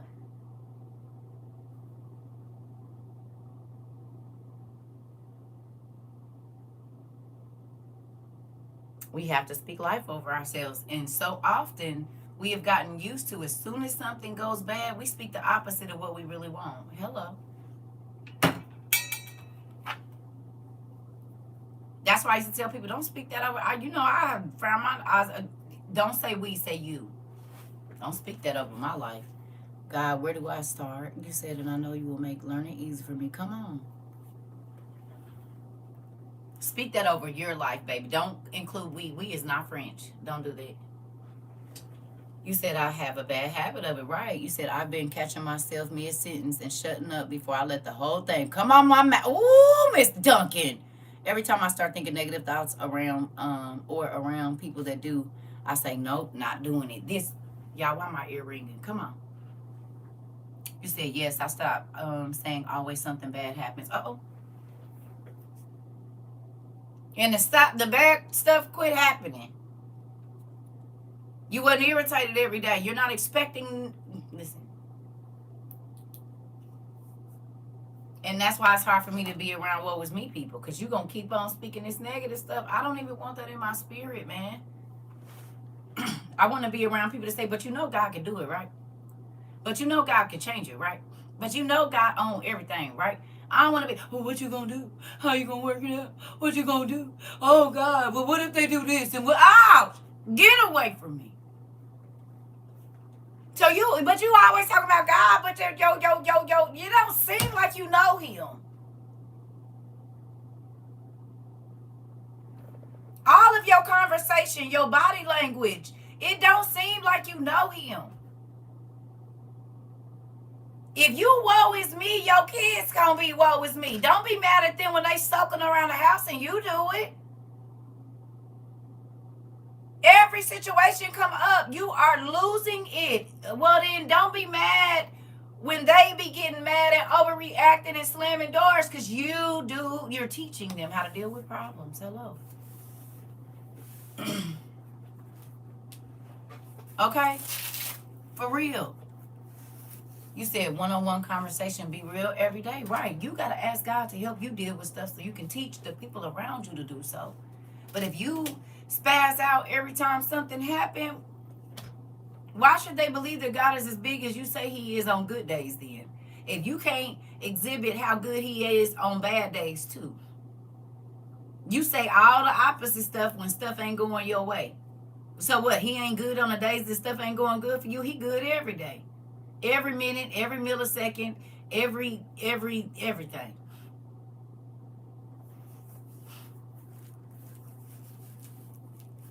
We be mad at him for stuff we did to ourselves. For real. We put ourselves in these situations. He gave us inklings not to do, not to go, not to be. Then we want to scream and holler at everybody else. Really, you mad at yourself? Just tell the truth. You are, because you feel like you know what I'm saying? No. About to ruin my day because you keep on making bad decisions. Well, make better ones then, nigga. I don't know what to tell you. But you ain't got to keep ruining my life because you want to keep being stupid. Hell, learn. And I don't got to stay around nobody that want to keep on making crazy decisions either, because that mess will start to rub off on me. No.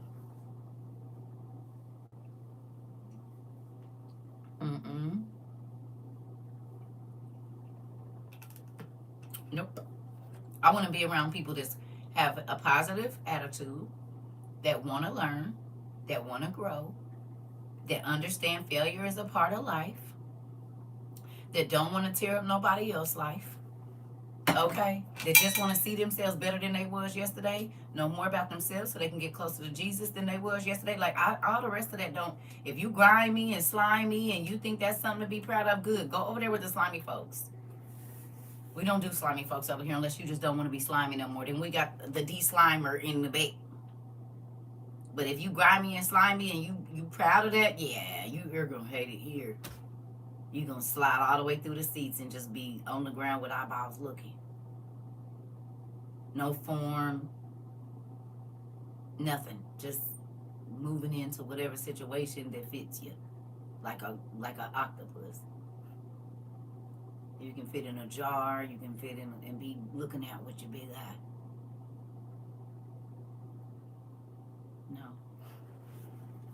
No. Please go away. Listen. You said you're going to need a neck brace in here. Listen. Y'all. I felt so bad having to buzz my mama head to the white meat yesterday. I did. I was trying to do it softly. She said, you're so gentle. I said, not every day, Mama. Now, when you come in this class, listen. It's a little bit different, but I love you. And I don't, I got to respect my elders, but I bust old people here to the white me too. Dude. You said throat chopping daily. Listen. And I had to throat chop on my mama yesterday for 10 straight hours. I'm going to call and check on her this morning, make sure she all right. I'm going to call and check on her because, see, y'all didn't come back for months when I used to beat up on y'all like that. So I got to check on her. She's elderly, not for real, but she my elder. So I got to check on her. I got to make sure she all right. She said, ooh. I said, I'm sorry, but got to do this surgery. Strap her down. I'm going to get the infection out. You hear me? You got some infection in there. I need to get that out. I have a woman that grew up had cancer in different places several times. God, positively. You said positivity can do miracles. She said this part. Scrap her down. It was longer than that. You said, yes, took me 3 days. Right, so I'm going to check on her. I'm going to check on her. I'm going to see how she doing this morning. I don't want to, sometimes I don't feel good about having to be the trainer now. You hear me? The trainer ain't always good. Don't insult there's intelligence and grace if you know you don't want to change, but steady in his face, saying otherwise. Come on. I had to tell my sister, get on out my room. Your attitude is getting on my nerves this morning. She got over it a little bit later. And Will, you gonna change or you gonna go away? Who be feeling yourself thinking that, oh, you gonna change or you gonna go away? Now, I ain't trying to control you, but you can't be around here like that. Go over there. Go. I ain't saying you can't be here. I'm just saying you can't be in my space with that. Don't come in here. And niece, you all in my conversation yesterday. I said you can't force nobody. You can't. If somebody asks you not to come in their room, you can't go in there. Doesn't matter if they're a kid. If they ask you, hey, please don't come in here, don't go. Don't do that. It's not okay. You have to teach them boundaries so that they respect boundaries. But if you don't respect boundaries, you can't ask them to. Hello. Facts, just did that to an old friend. Listen, Mr. Walton, look, I'm going to tell you like this. I'm too old. Y'all see all this gray, and it's a lot more in here. It's coming in, but all of them have to be white like this. I'm praying for it. Not this dingy stuff. Hopefully it'll all be white like this. And somebody say something crazy. I say, you see my hair, right? You know what that means? This right here means either you want to learn or you don't. I'm not about to waste my time. That's what this means. I done lived through something, and I got some information for you. You said if money change, you go over there. Baby, Mr. High five. That's why I'm divorced. Because you ain't never had none, sir. You ain't never been around no big money because you acting real funny now that the money just showed up. But I done seen it, lost it, seen it, lost it, seen it, lost it again, and helped you get it. And now you want to act like I ain't never seen it. I'm going to need you to move. Quickly, please. Thank you. Homegirl, same thing. I don't fool with funny acting folks. You hear me? I will be by myself all day.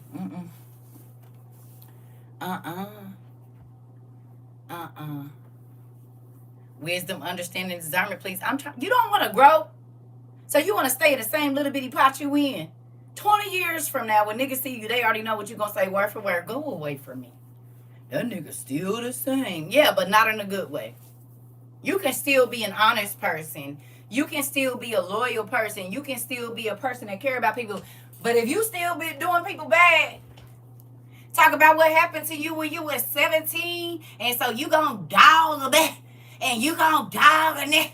Oh, baby, come on. You was still in the club trying to pop it and lock it and drop it like you 25. You wasn't popping when you was 25. That's why you still in there.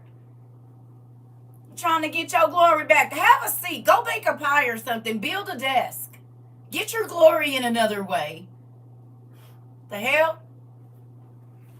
Oh, they know me for dressing. What else they know you for? Being messy. Sleeping with other people, man or woman. Always ain't never got nothing to do. They know you for a lot of stuff. And guess what? You was the same way when we was in high school. And you're 79. Ain't got an extra skill, a hobby, or nothing. Go on somewhere. Leave me alone.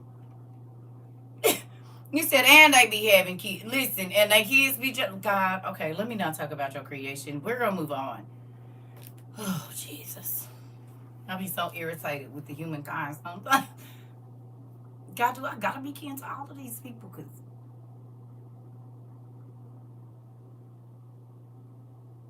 you said that's the sad truth. Oh, I know. If you can't evolve, you suck. 45 talking about bros over hoes. Sir, go to a job fair and get off the Red Pill podcast. Listen. And young lady, have something to offer other than mounds and peaks, okay? We need you to do something else. Please. Please. Know how to make a biscuit from scratch. You know how to wash your tail good? Because I'm hearing some folks don't. Like, this other stuff you need to be focused on.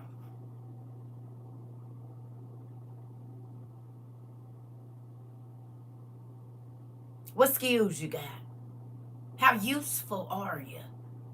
What else can you do? If we get into a bind, baby, do you know how to stop the toilet from running just in case we didn't bought this house and we didn't spend all our money? Do you know? Do you know how to look at a pipe and fix it if it's leaking?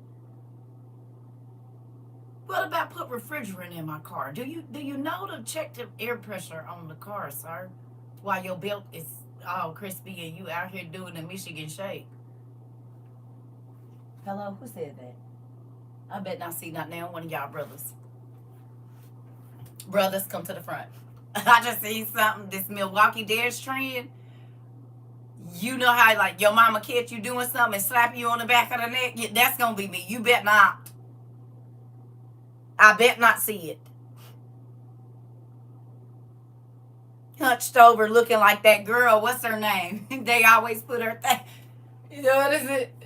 And she always be doing that. So now y'all doing it? Sit down. Get a skill. Quit hunching your back. I'm sick of it. I don't want to see you hunching your back no more. I don't want you your back all hunched. Get up. Stand up. Girl, I don't know, but they was like the Milwaukee dance trend. I said, no, they ain't. Then they're going to say he'll still switch you down. I bet he will. He crazy. Stand up. What happened to gangsters lean and rock? Y'all don't lean and rock no more. I'm going to be single forever.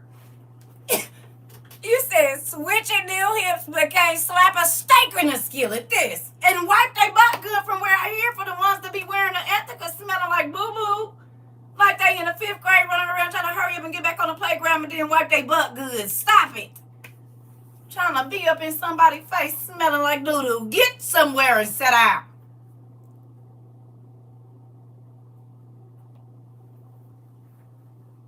Sweaty booty.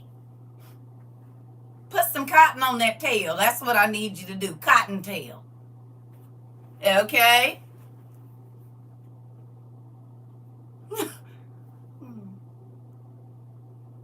That's why I have to stay off this here internet.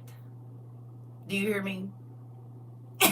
Girl, trying to lay in somebody's bed and your butt smell like a 7-day-old bag at the dumpster. Go do something with yourself.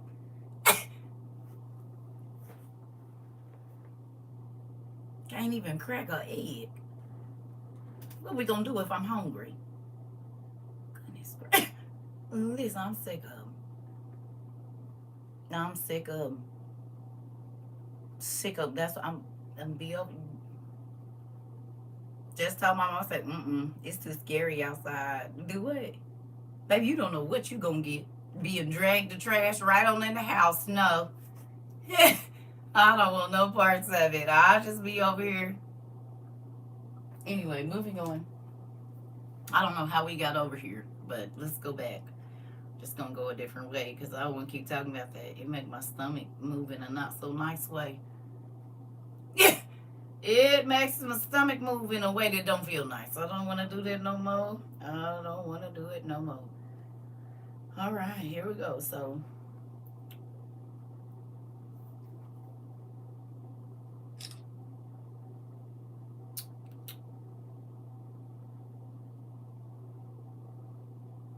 just stinky for no reason. Mm-hmm.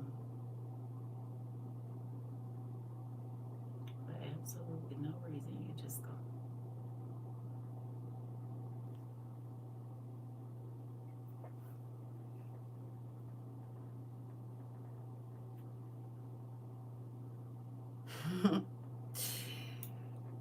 Riz, are you in here before I go on? Riz, are you in? Raise your hand if you're here. Did y'all see her post? Listen, y'all cousin, I think she got about 2 screws loose. Did y'all see her post? Y'all, she said when Jesus said, peace be still, he wasn't just talking about the wind. He was talking about you too. Look what she did. Look what she did. I said, go get in your chair, Neo. Who did you do that to? Is this your grandma? Who is this? Baby, I seen that. I said, God, please help me. She done twisted her lips all the way up sideways. You hear me? Baby, listen. And y'all wonder why I like being over here. I said, whose hand do she got her mouth on that is twisted all the way sideways like this? Baby. Oh, look. Right. Blessed in love. Listen here. Whose mouth? Who did you do that to? Baby, y'all done looked at that a couple times and been tickled. She is hilarious. Oh my God. You said if I would have saw it, I'd have been crying. Girl, I was. Baby, I couldn't hardly breathe. Not a biblical shame, baby. But the way she did, it's like a Kermit thing. You know how Kermit be doing, and then he be like that. Who would still be twisted up like, listen, I will grab my kids by their mouth like that in a minute. Still. I will grab, but see, I grab with this part. This. That's a small space. It's like a baby about, you know, how they be crunching their hands together. I used to, but now I grabs like this. You got to extend your arm out like that. I will. Because I might miss it with this side. I'm grabbing this little part. He said, this, you want to twist your lips up? Let me help you. I'm trying to tell you. He said, I will be grabbing that lip and you hear me? You said what? What? Cease to speak. Thank you. Don't do that. Just don't talk no more. Your arm got to be straight though, because it ain't gonna pull right if you don't. Listen. I need to quit doing that. I just realized that might be a little rude. Because I believe when I was married and my ex-husband used to say stuff, I would just grab, like he would be talking too much or saying some stuff, and I'll just grab his lip. Shh. I probably shouldn't be doing that to people. It might be a little rude. Don't say that. Don't do that. Dang. That is a little rude. Oh well. Just don't say it. Especially when you speak it in we terms. Speak that in I, not in we. Thank you. Anyway. So, how many of you, and I asked this question the other day,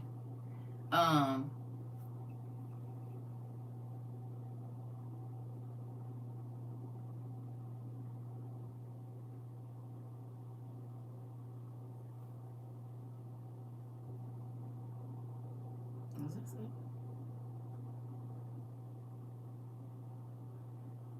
Mm,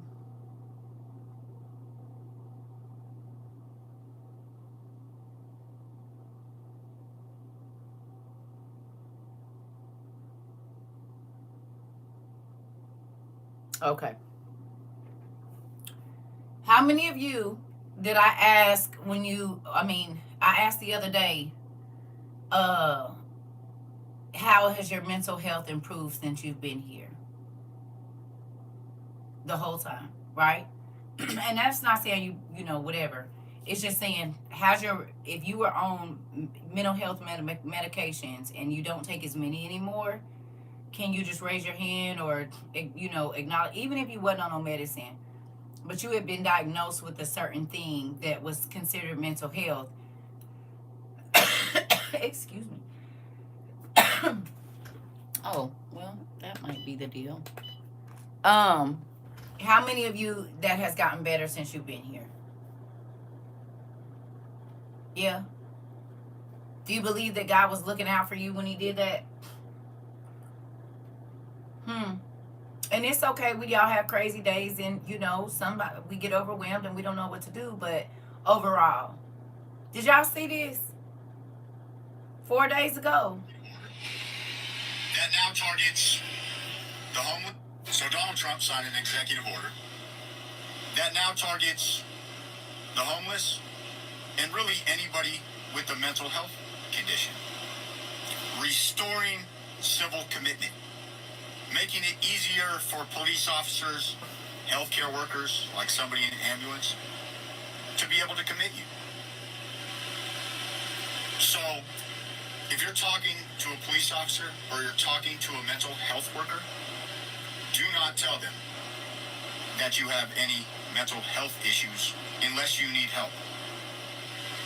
Because if you tell them, for instance, you're bipolar, that could be a basis to have you committed. And you better believe Core Civic is going to be profiting off of civil commitments, just like they do with detainees and inmates. It's a money-making scheme.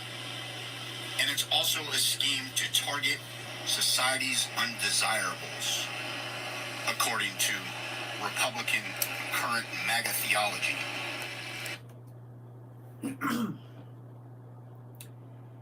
Did we talk about this? You said they need to house them. Did we talk about this though 3 years ago? Did we talk about these specific things, that there are going to be certain things that they're going to be, and I said quit claiming that and quit putting it on your kids. It's the same thing, Belinda, period.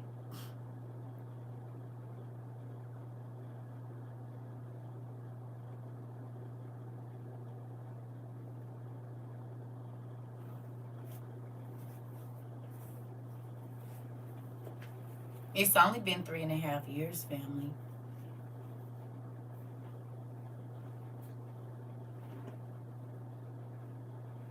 We talked about this. This is why we worked on our mental health more than we worked on anything. Hello. And now they have access to the medical databases. Yes, they do. Hello. Still think that it was important to work on your mental stability and your mental health right now? See, we thought we was just having fun and doing stuff in class. No. God was teaching us how to fight for the battles that was getting ready to come.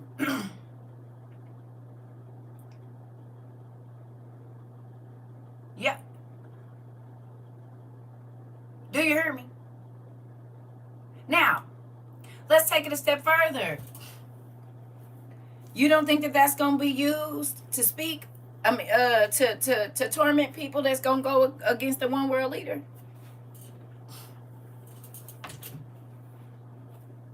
Okay, you got to start praying and asking God what you need to do. I can't give out specific instructions because everybody's situation is different. You hear me?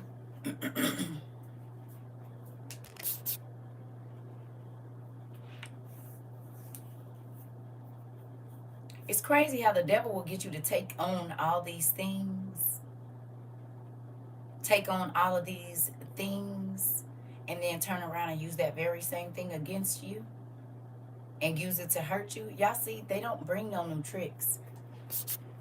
You said, that's true. I work at a mental health group home, and the officer redirected the know-it-all to another place. Yep. Yep. Y'all heard that?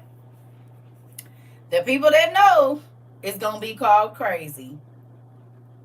The people that know, the people that understand, the people that are waking people up, they're crazy, they're crazy, they're crazy, they're crazy. They need to be committed. Hello. Remember the dream I told y'all? I told y'all about the straitjacket dream at the end of the world, and people was getting the market. I was like, no, don't take it, don't take it. It was like, get her. And I was in a white room. Hello. And I had that dream way before I ever met y'all. And look at it, look at my dream is coming true.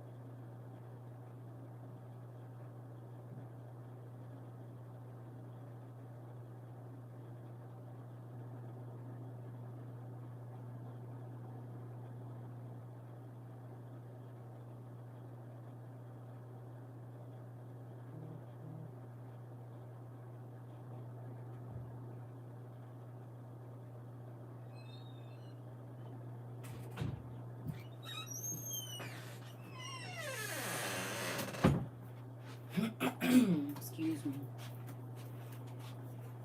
So understand, um, we don't know what all is getting ready to happen, but it's a lot of scary stuff happening. Ask God to help your mind. Ask God to steady your mind. Ask God to reinforce your mind. Okay? Because it's important, family. It is, because the stuff we about to have to go through, it's going to be real crazy. Okay? Real crazy.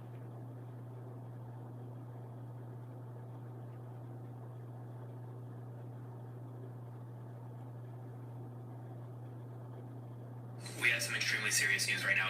Oh, we got that.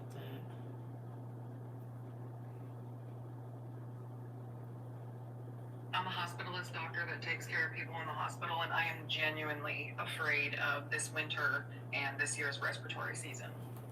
My hospital has been full the last few stretches that I have worked. It is August, generally slow time. And my hospital... Katie, so you just gonna start talking about it while I'm talking about it? Weird things happening, no more hospital or doctor's visits, asking God to handle the pain. Look, girl, and then I start...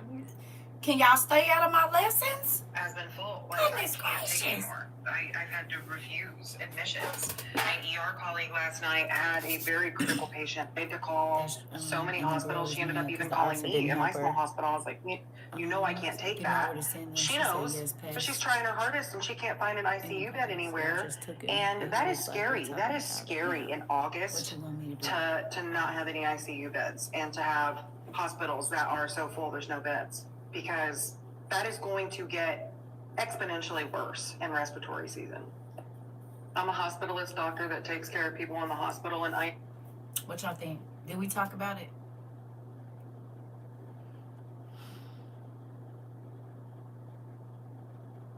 Did we?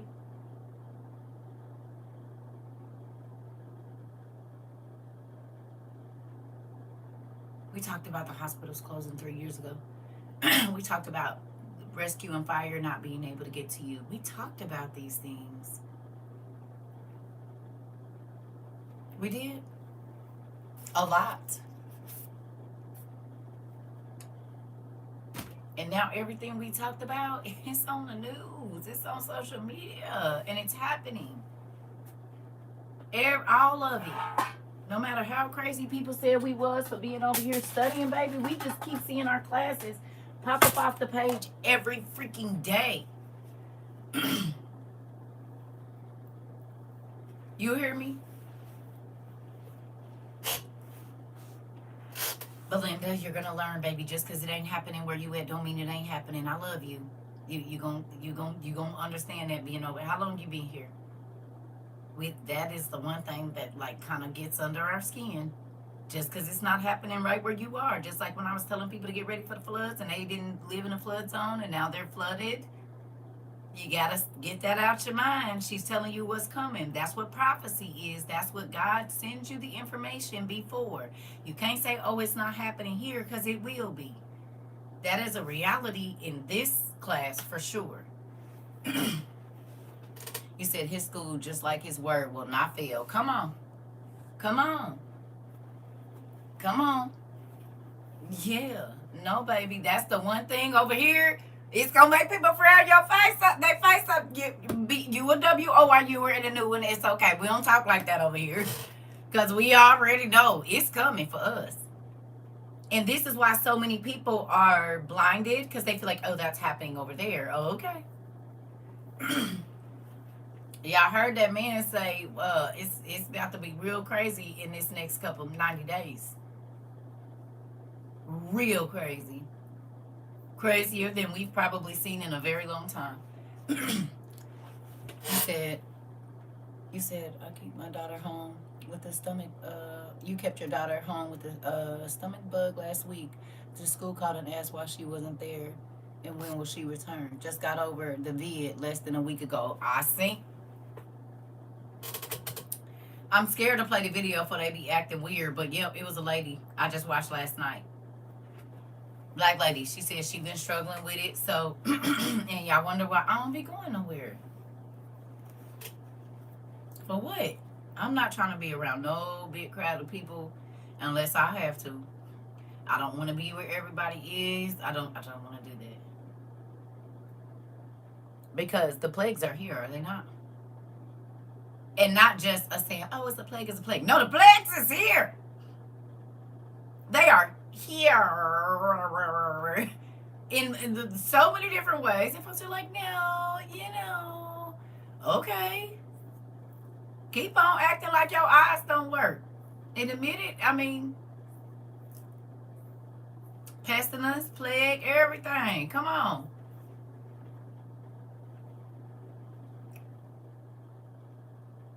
Genuinely.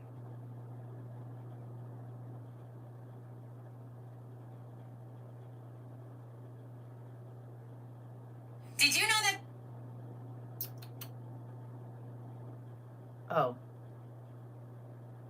Did you know that the CDC gave North Dakota $1.5 million so that pharmacies can ask women who get a Schedule II opioid for pain if they were sexually abused as children, and then flag them as high risk, and then suggest they get partial fills of their medication because, they're too high risk and all. Yeah, it's true. And the other states the CDC funded this program in are Minnesota, Idaho, and West Virginia. So North Dakota, Minnesota, Idaho, and West Virginia. It's a program called OneRx. We're going to try to get more information out to you. And you don't think that God been having you deal with all your stuff over here for no reason? Isn't that something that we talk about a lot here? That's something that we did. That was one of the core things we talked about over here. It's so funny that all the stuff that we be studying and medicine is connected to these spiritual things. Her thing is Bev Shetman, SCHECHTMAN, Bev Shetman or Sheshton, something. Because certain stuff like that, I don't even play the whole video. I gotta move on.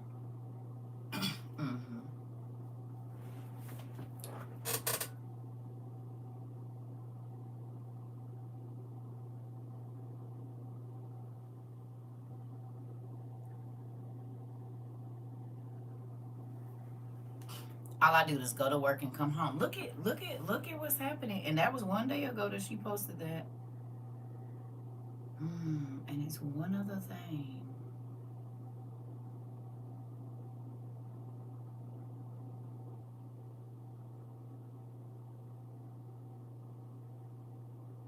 Hey, Anthony. Yeah. What do you think about Pete Hegseth ordering the National Guard in D.C. to now carry weapons? I think this is the turning point where the people of the United States.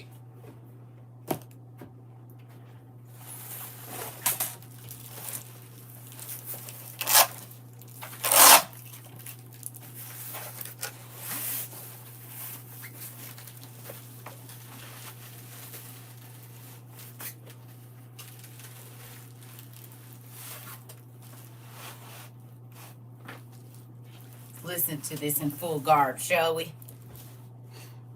Either do something despite the short-term consequences, or there's not going to be another chance to do something in the future. What do you mean by that?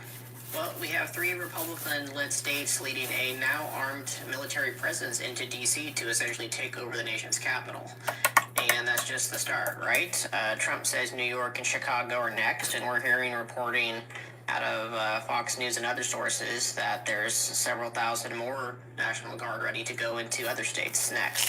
So, this is a hostile military takeover from our own government. And quite frankly, it's basically the start of a civil war. And the only question is, again, whether the American people are going to do something about it or let the country complete its slide into fascism. What can the American people do to stop this? No. It's not. You can't buy this on Amazon, I don't think. Hello. They are, classy lady. Can't type words like that, Quita. You gotta say cleansing or something else. Who remembers me begging our brothers, if nothing else, so that you can protect your family? You need to have something in this type of life right here. You a member? And I've been saying that for a couple years now.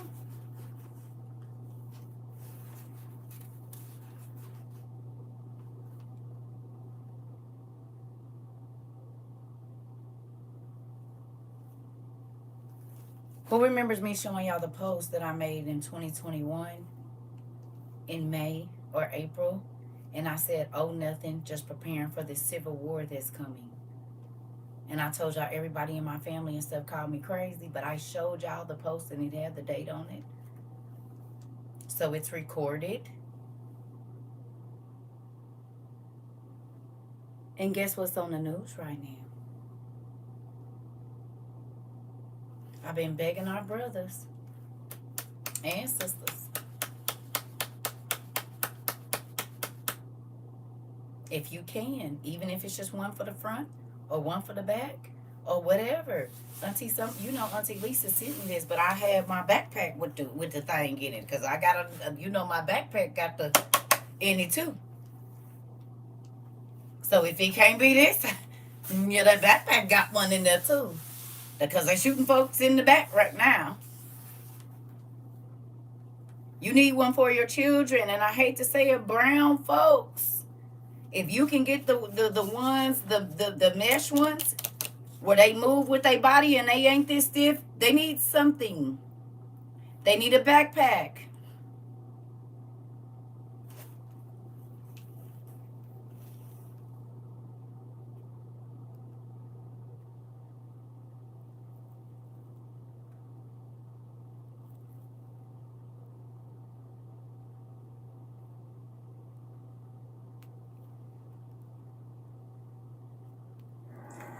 God, if you've never listened before, Texas is reporting that numerous farms are shutting down. They have no workforce to bring in the harvest. Dear God, if you've never listened before, Texas is reporting that numerous farms are shutting down. They have no workforce to bring in the harvest. So what does that mean?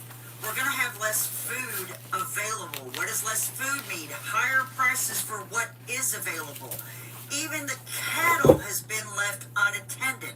Now they're gathering people up to make a workforce. Don't even doubt that for a second that that's what they're working on here. However, there's no people now. Now, as we come into fall and everything is ready to be picked and processed, we are in a massive FO moment for the nation. So if you have not stocked up on basic food items that will help you survive, God help you.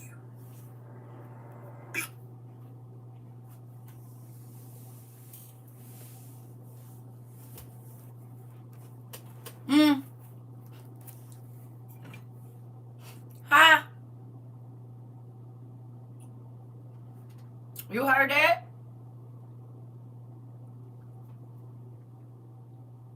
I didn't. You said, did I hear about the Riley truck that with tons of meat that exploded? No, ma'am.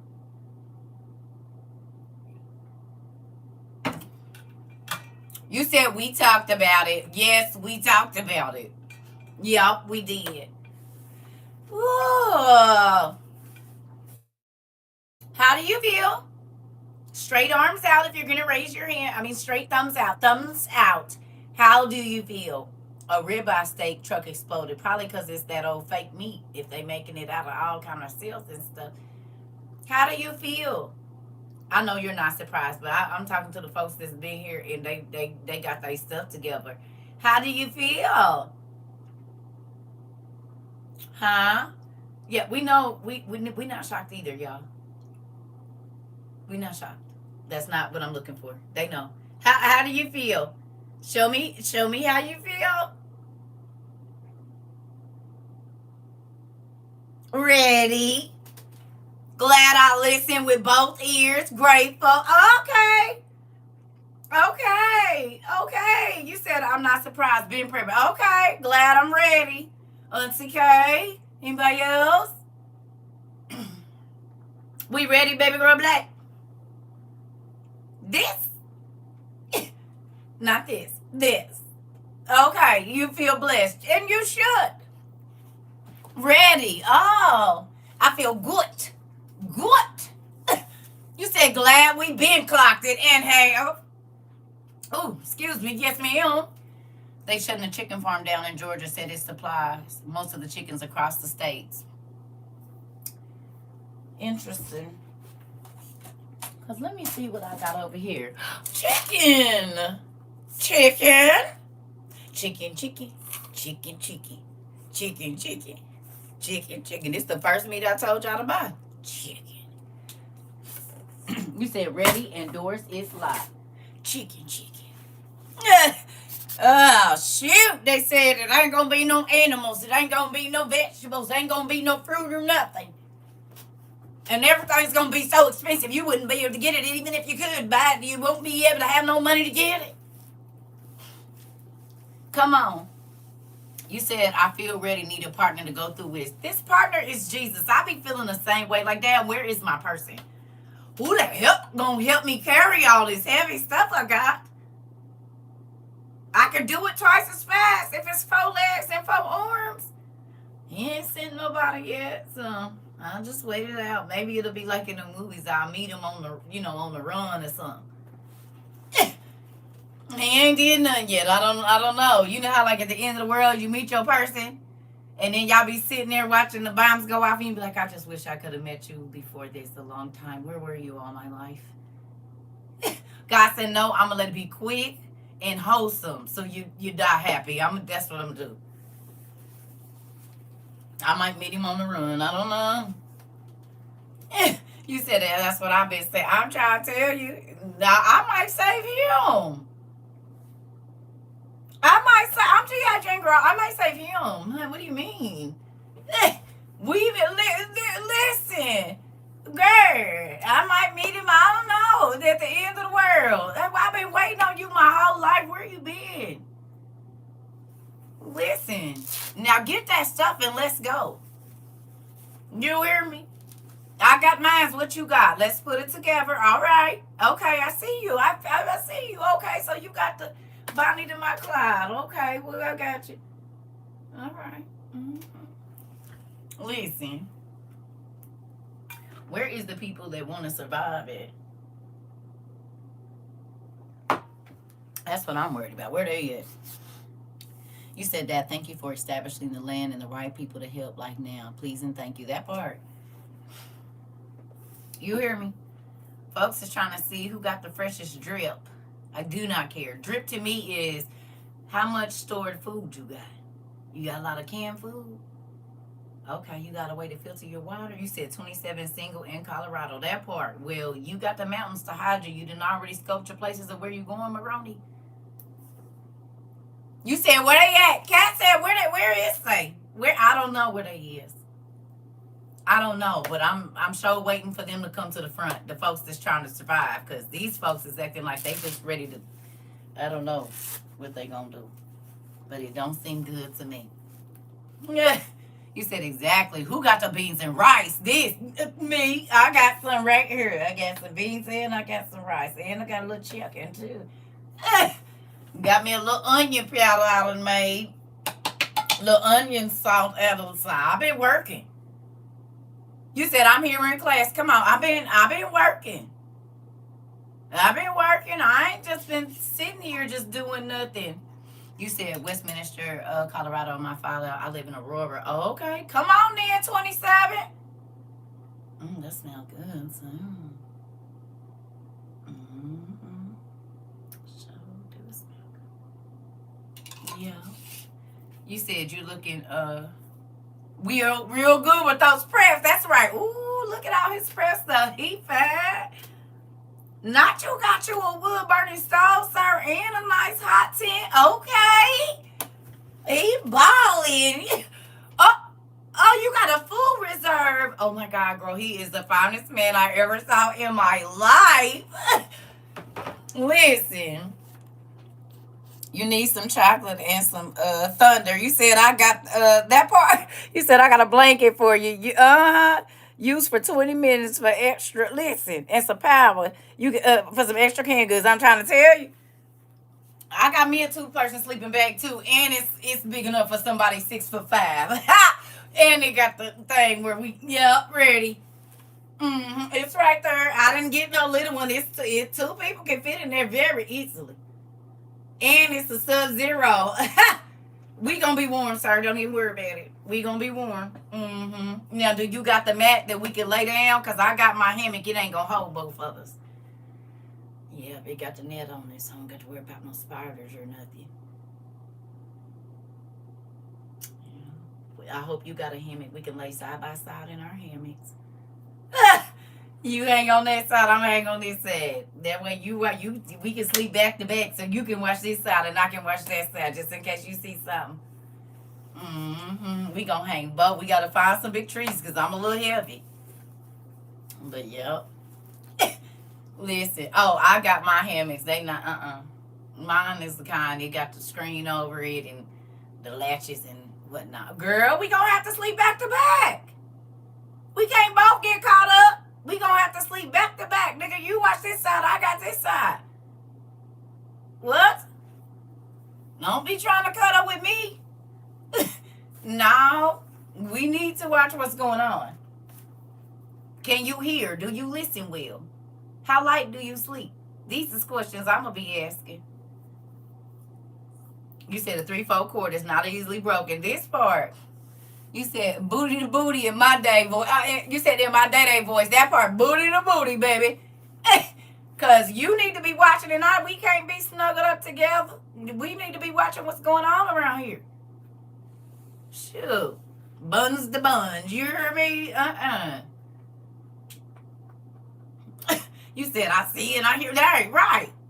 You trying to be caked up. We gon' be crumbs if you don't pay attention.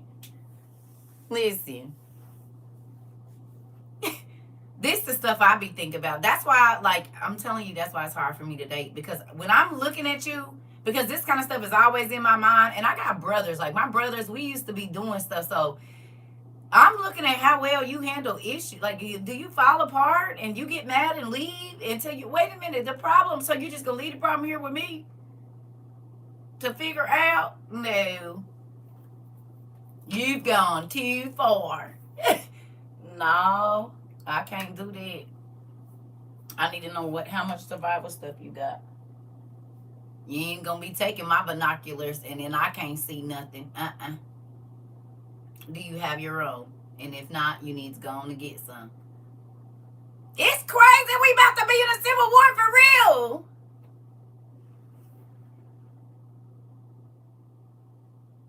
It's real. It is not a joke anymore. Do you sleep through twigs breaking in the distance? This part, nephew. Can you hear a deer tiptoeing past us? What about, and I told y'all, I used to sit outside. I could hear the worms coming up out of the ground. Because, you know, like the wet leaves. Remember I told y'all my ex-husband used to trip because I could hear, I say, oh, look at them worms. Mind you, we can't see nothing. He said, what's that noise? He'd be like, well, I said, it's the worms coming up. He said, man, quit playing. And then he'll go over there and get a twig or, like, you know, a little stick and move the leaves and the worms will become. I said, I sit out here every day. You don't think I know the sounds? I can hear earthworms coming out of the ground from under the leaves. That's a real thing. I sit out here morning, noon, and night. What do you mean? You said, how many squats can you do? This part. Listen. You said, forget painting with them. Can you hear all the colors of the wind? This part. Can you hear the colors of the wind? Listen. Matter of fact, do you know how to taste some bear scat and tell us which way we need to be going, nigga? Can you smell the bear scat and say north? Nigga, that's what I need. I was just about to say, can you hear the worms coming out the ground? I'm trying to tell you. You said, nah, Ma, I hear the stomach rumbling in the bush. This. Do you know how to smell the bear scat and tell us which way we need to go? Okay. Yes, buddy. I need you to go and get that bit, get a good scoop of it. Is we going left or right? Knock on a tree and tell me if we need to go east or west. You said, exactly. Can you hear the Lord when he says go east? This part. This. Or if he say stand still, don't move, even though the enemy is surrounding you, he can hide you where the enemy can't even find you, like right in their face. He done did it in real life. Thank you, Jesus. I don't want to be with nobody that don't know how to listen to nobody else right now. I don't even want to be around a person like that because you going to have everybody. What?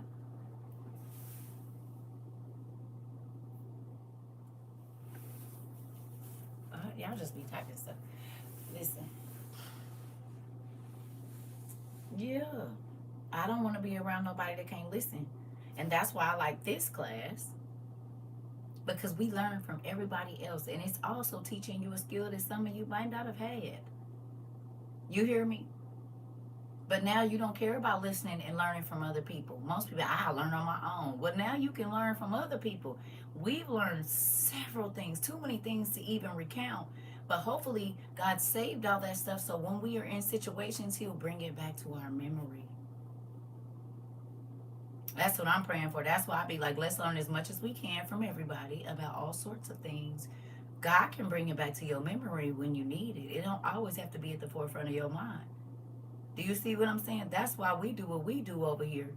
We need you to learn from everybody in here, whether it be what to do or what not to do, baby. So it'll come back when you can recall that information when you need it. You hear me? Yeah. We learn a lot from people. You said, let me research that. I'm trying to tell you.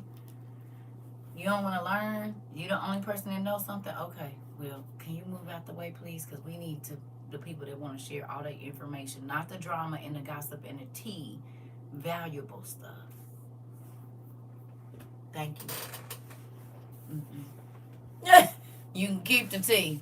We don't want it. It don't taste too good. What we need to know is what's in your information cup. Can you pour out of that?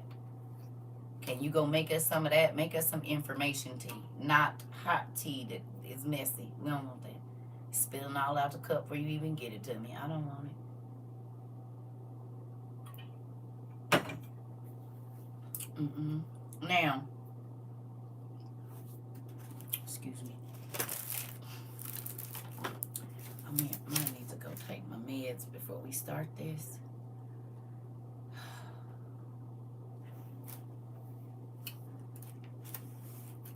We're going to be jumping around today, okay? And you're going to need your volume 1, all right? You're going to need your volume 1. And get whatever you need that makes you feel safe in class, okay? Get whatever you need that makes you feel safe in here. And you know what I mean by that. If you need a blanket, if you need a ice pack, if you need a shield or a breastplate or a helmet, whatever, I say go on and get it. Now, I don't know. Okay? Whatever you need, go on and get it. I'm going to just say that. And don't be trying to talk crazy to me afterwards, because I told you to get whatever you need. And that's what I need you to do, okay? You hear me? Thank you. That's all I'm going to say. I don't know where this is going.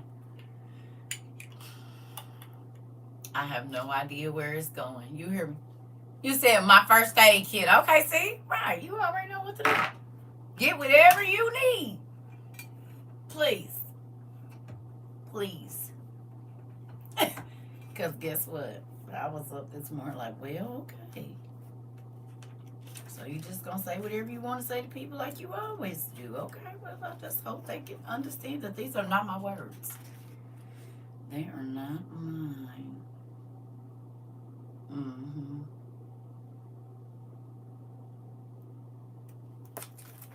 And we're gonna read and go backwards, okay? Oh! Don't do that.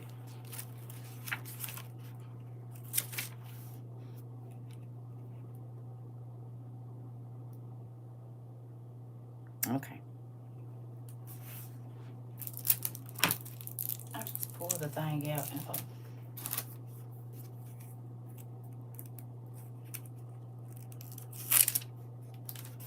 okay. I'll be right back.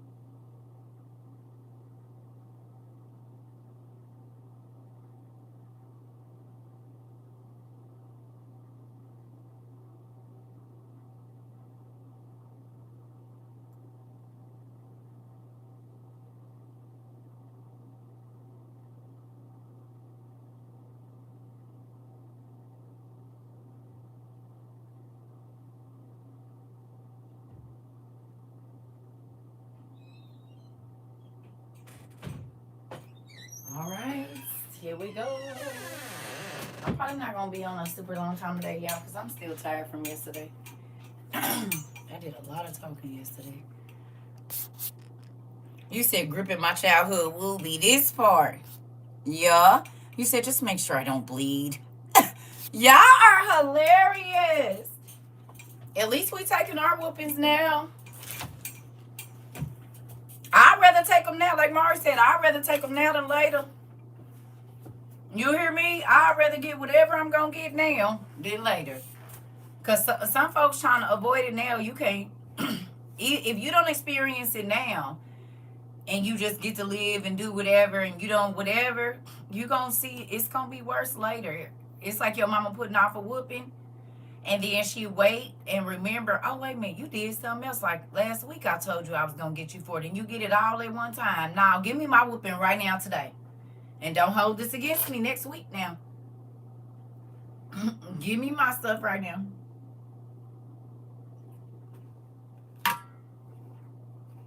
Right, give me time to recover. Don't double whammy me. I don't want that. I'll take a pop every day if it take away from being beat with fiery whips for forever. Go on and pop me right now. Please and thank you. Please. Please. Please.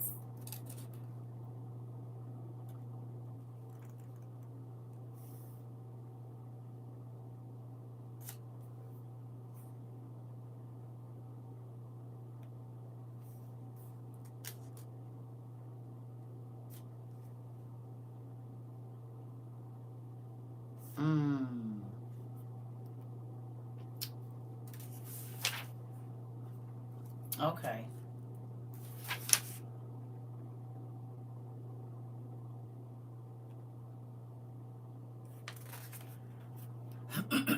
Here we go.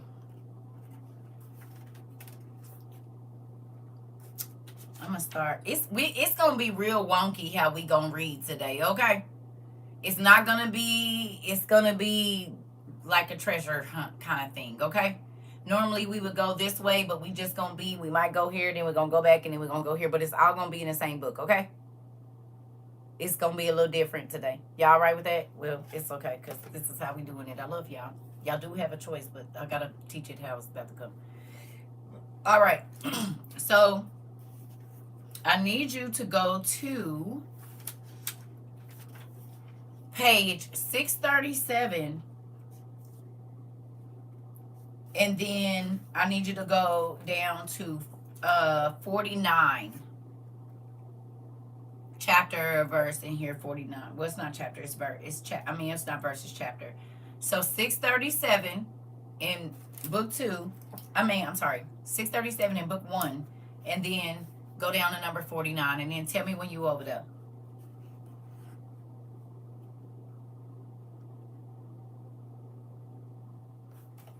I need to be trying to charge this a little bit, because it be going down at the wrong times. Let's see, is you going to give us a charge? Maybe this one. Let me see. I don't ever know when it's charging for real. We just going to see. Who knows? Okay. Well, maybe I don't got that much time. All right. We just going to use it until we can't. Okay. Oh, it's it. Y'all know my eyes are getting crazy. Just pray for CERCA's eyes, please, and thank you. I didn't get this way until I met y'all. Here we go. It says, but further I ask you, O mighty one, and I shall ask grace from him who created all things. In which shape will the living live in your day? Or how will remain their splendor, which will be after that? Will they perhaps take again this present form? Or will they be put on the chained members which are in evil, and by which evils are accomplished? Or will you perhaps change these things which have been in the world, and also the world itself? Excuse me. And he answered and said to me, listen, Baruch, to this word, and write down in the memory of your hearts. Sorry, y'all. Here we go. All that you shall learn. For the earth will surely give back the dead at that time. Real quick. What does that mean?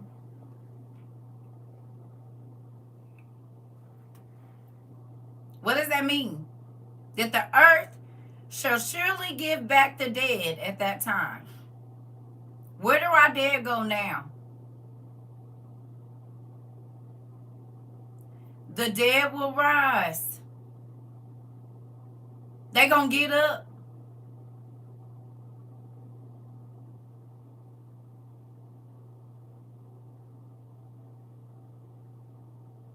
Okay.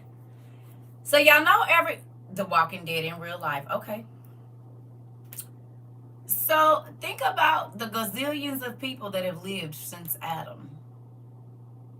Does that mean the giants gonna get up too? Does that mean that the monsters were alive that were half human, half donkey gonna get up too?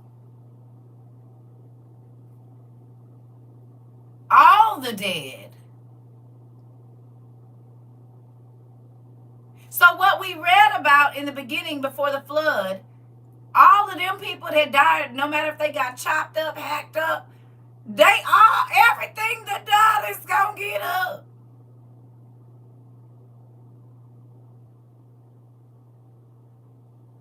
What the heck? What the heck? You said what you talking about, Mari? What you mean? We on page 638 right now. What you mean, Mari? You talking about some damn people be moving around?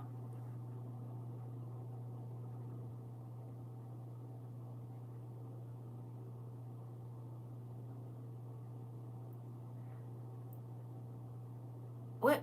Okay, he might be in another place in class. He talking about and they don't brush their teeth. What is this you talking about? Oh, you at the beginning. Come back, Maury. I don't like that they do that. We can kind of tell by where a person is, by where the comments is coming up. Because I'm like, what? Oh, yeah. Oh, okay, yeah. Dang. Somebody text Maury and tell him to go further in the class. I'm like, what? What is he talking about? He talking about when we was talking about the boys that be dancing. Uh-huh. I'm like,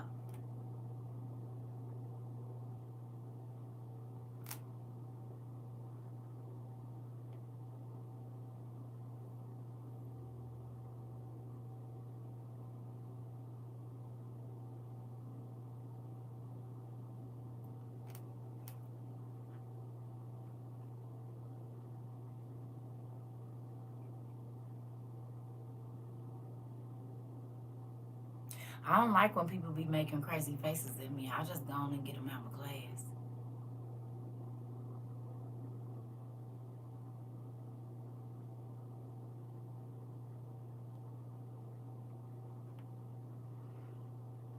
You said I just logged on. Why your face like that? Because people keep on putting weird stuff in my chat instead of going and doing something with their life.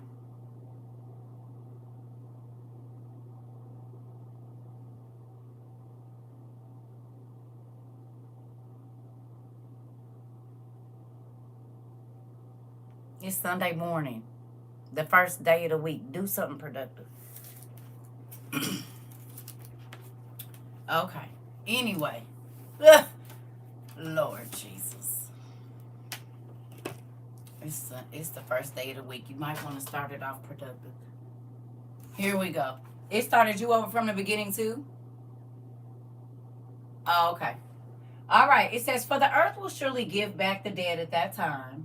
It receives them now in order to keep them, not changing anything in their form.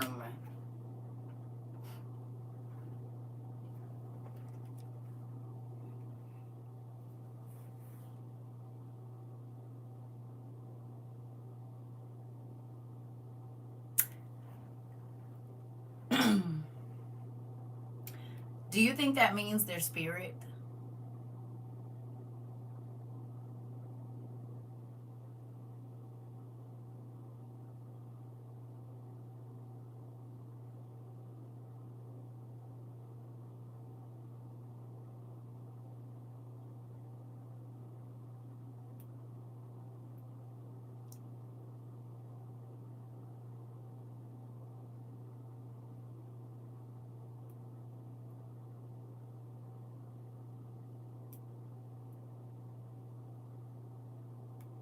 Okay. If a person died tragically where their body was mangled, when they come and they see you in their dreams, how do they come?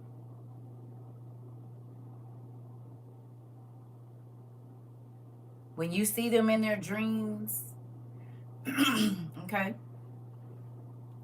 Or let's say a person passed away of some illness that drastically changed their appearance. When they come to see you in your sleep or you have a dream about them, what do they look like? They look whole. They look not mangled. They look like they old self.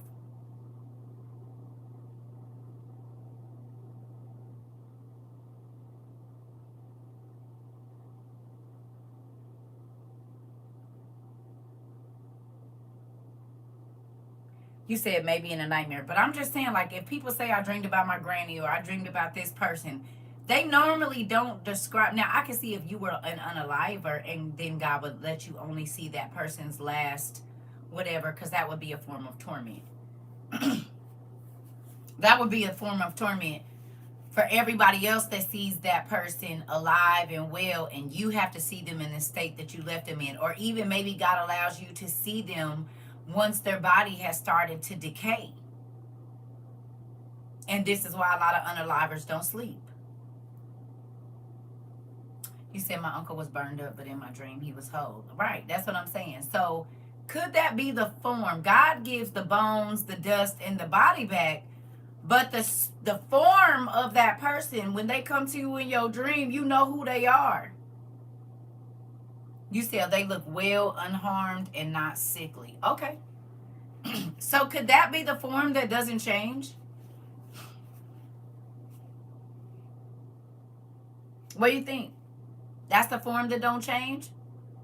The body, even our body ain't the same size it was when we was born.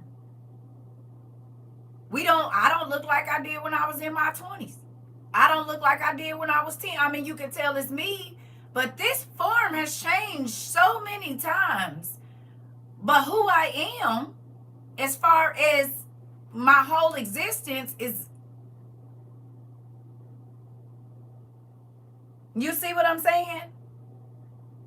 Think about this. How many of you mothers, I don't know if fathers experience this or not, but how many of you mothers saw your children before you ever got pregnant with them?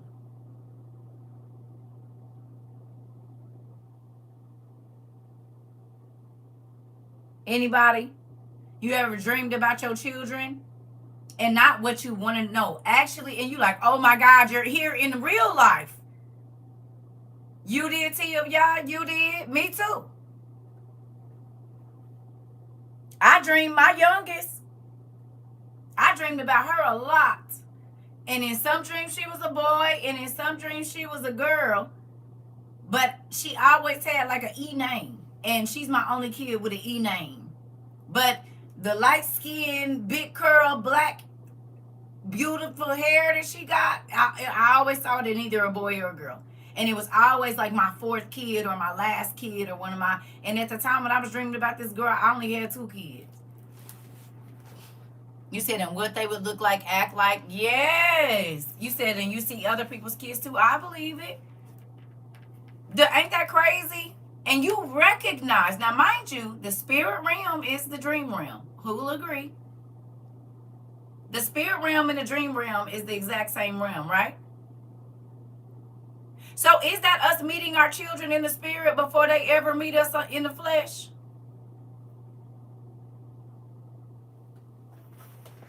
Spirit is first. And in the spirit, it ain't no past, present, or future. It's all one time.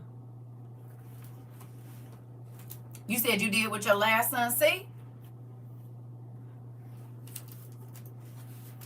Ain't that crazy? You said I even dreamed your husband before I met him.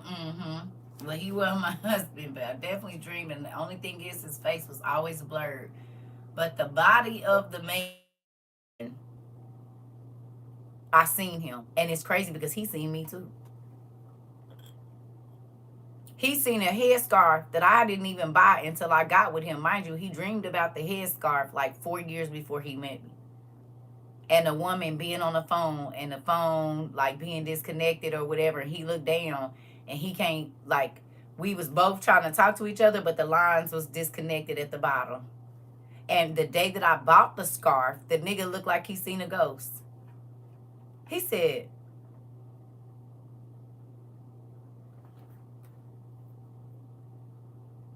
I said, what's wrong with you? He said, remember that dream I told you about the lady with the headscarf? He said, that's the headscarf.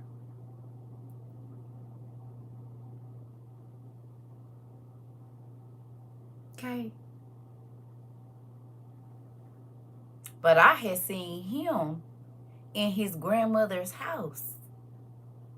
Seen the inside of his grandmother's house before I ever even went there. How many floors it was, where the pictures was on the wall, everything. You hear me?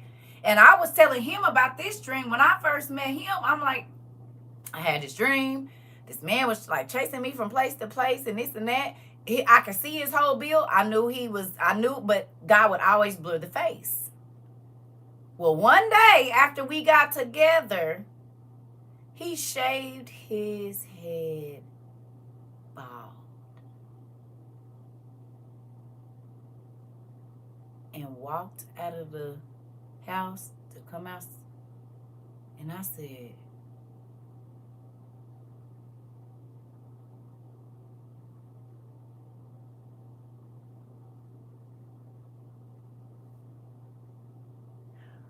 mind you, we probably hadn't been together about 3 months.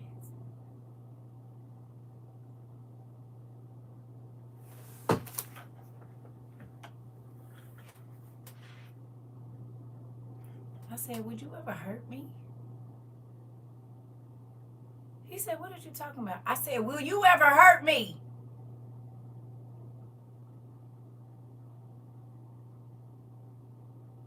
This the same person that ended up in my closet talking about I could have let you go see the darkness.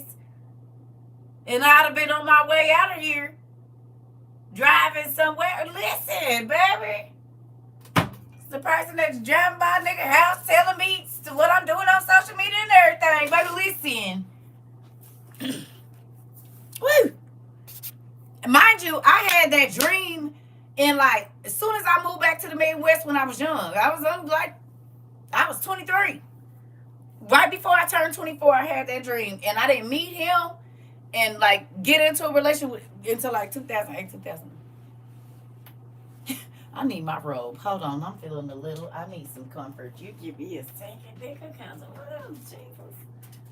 Yeah, we be meeting a lot of people in the spirit before we meet them in the flesh. I'm telling you.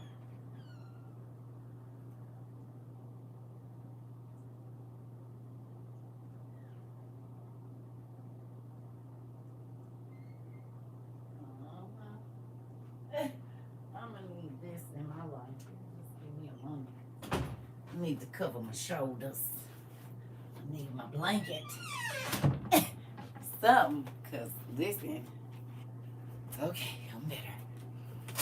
Girl, no, just thinking about how God be warning us about stuff and we just don't pay attention.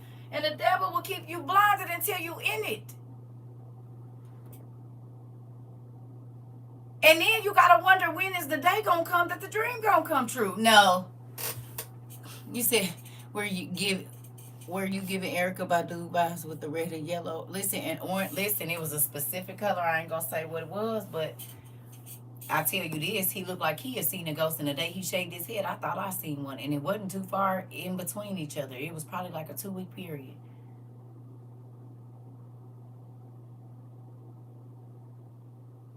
All my life, I had to fight. I had to fight a big nigga, and I had to fight a big nigga again. No, listen, let's keep going, because, ooh, Jesus. Okay.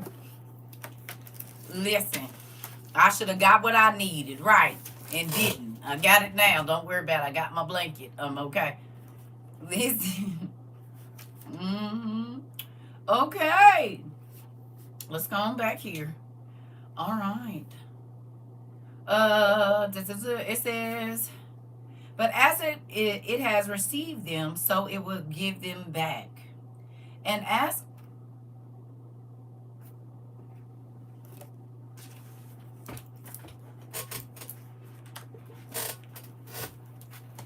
y'all know, I got issues with these eyes. Come on.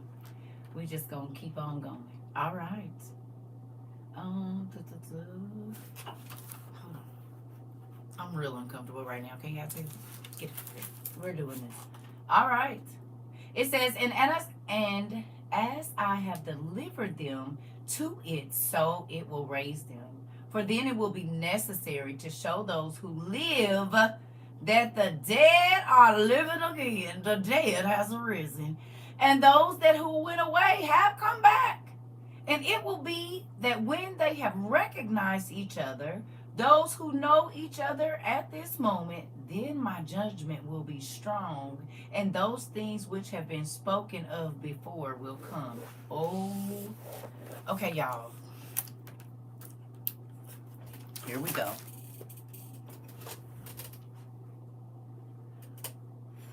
You know what?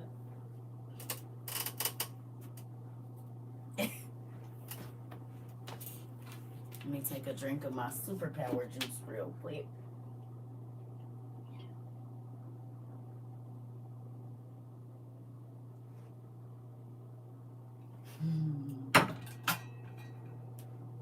Where my shoes at? I gotta get ready. I gotta get ready. Let me get ready.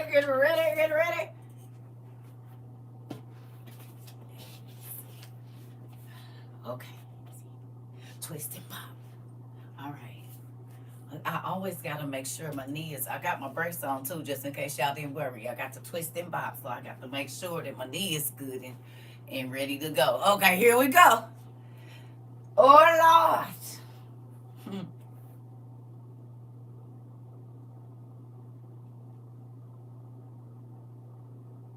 Did y'all hear what that said? It said all the people from your late night creeps, all the people that you try not to remember you went to see, the people you hurt and you thought you would never see them again, your secret meetups in the bathroom, the judge that thought he got away with throwing your life away, the brother that put the heat in your back and went on and said, you don't need your breath, I'm going to take that. They thought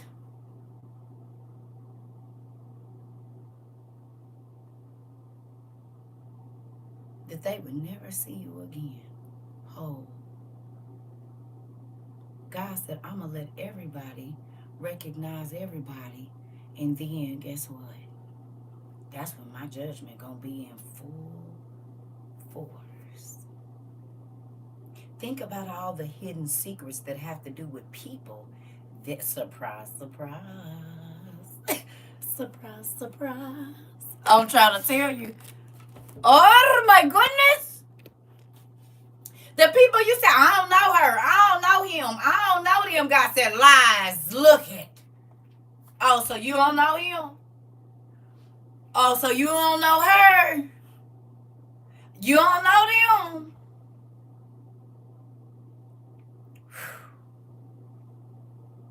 Can you imagine?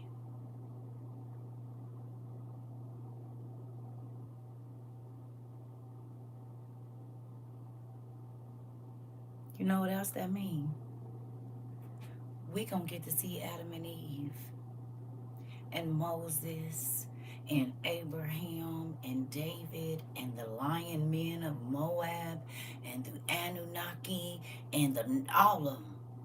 The Canaanites, the kings, the pharaohs, any and every single thing that has ever lived, we will get to see it. Do you understand how mind-blowing that's going to be? We're going to get to meet Nero. We're going to get to meet Herod 1 and 2. Herodias. The ancient kings of China and Genghis Khan, Nimrod, his wife and his brother kids and sister kids. We gonna meet them too. We get to meet Janus and Jambres, the magicians that went against Moses.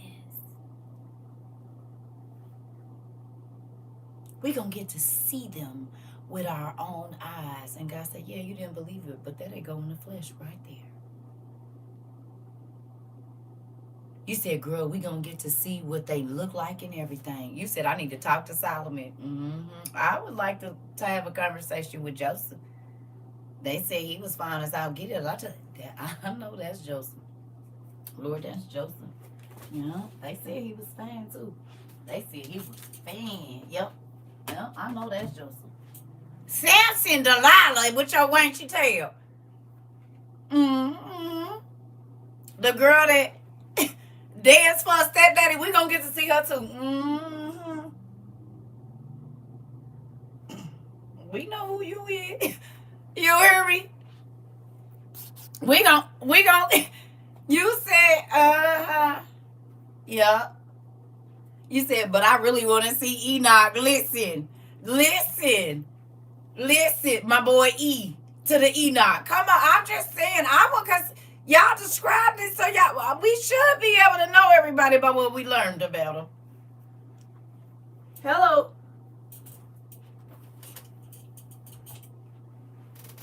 Think about how that is going to be. It's like,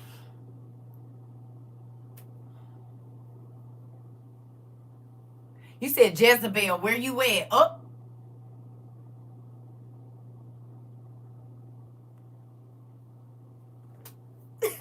Petty. Jezebel? Is there anybody here named Jezebel? Oh, you? Okay, hey, I was just trying to see what you look like. Girl, you're gorgeous. Girl, y'all know what she did. They hit up with dogs back at, yeah, that's how she did. I heard they didn't even come scoop her up. Girl, yeah, she look good, don't she? I see what we gonna get to see, right. Listen, the meet and greet of it all times. This. Ain't that gonna be crazy? All the people, you said, I want to talk to Mary Magdalene. This. Judas, is that you? Judas.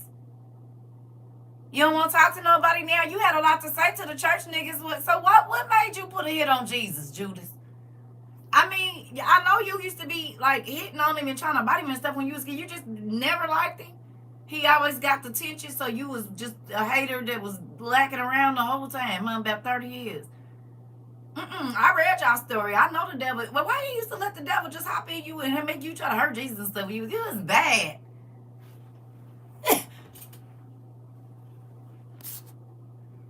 Listen, you said, my goodness, this is going to be huge. God said, y'all want a finale, right? Honestly, I'm excited. This part, whispering while looking at him. You said, I need to holler at Lazarus. You said, Lazarus? So when you came back, did you feel the skin, like, coming on you? Like, did you know you was coming back? Or did you just, like, wake up like you had been asleep? Because they said you was in there stinking. They said your body had already started stinking. Like, how did it feel to, like, come back alive? Like, what did it feel like? Like, was you somewhere and then you got snatched back into your body, or was you just sitting there watching yourself like decay? Like, what was it like? She said, I mean, right? Like, what about Peter? So was you scared when Jesus was walking on the water? Nigga, did you pee on yourself? You almost peed on yourself when you went down in the water a little bit, didn't you? You can tell us. I mean, you could have said you was wet from the water. Just tell me, did you almost pee on yourself? Because I probably would have peed on myself. When he told you get out of the boat, was you scared? Was you scared? Because I probably would have been scared. Jonah. So was it anything like Pinocchio when you was in the fish? What did it smell like? I know it smelled like hell in there, didn't it? I mean, not hell, but you know, like fishy. So was you getting sloshed around like in the little things, the tentacle things? I mean, what was going on? What was going through? Could you see any light in there? Was you scared you was gonna like get booed? Like what?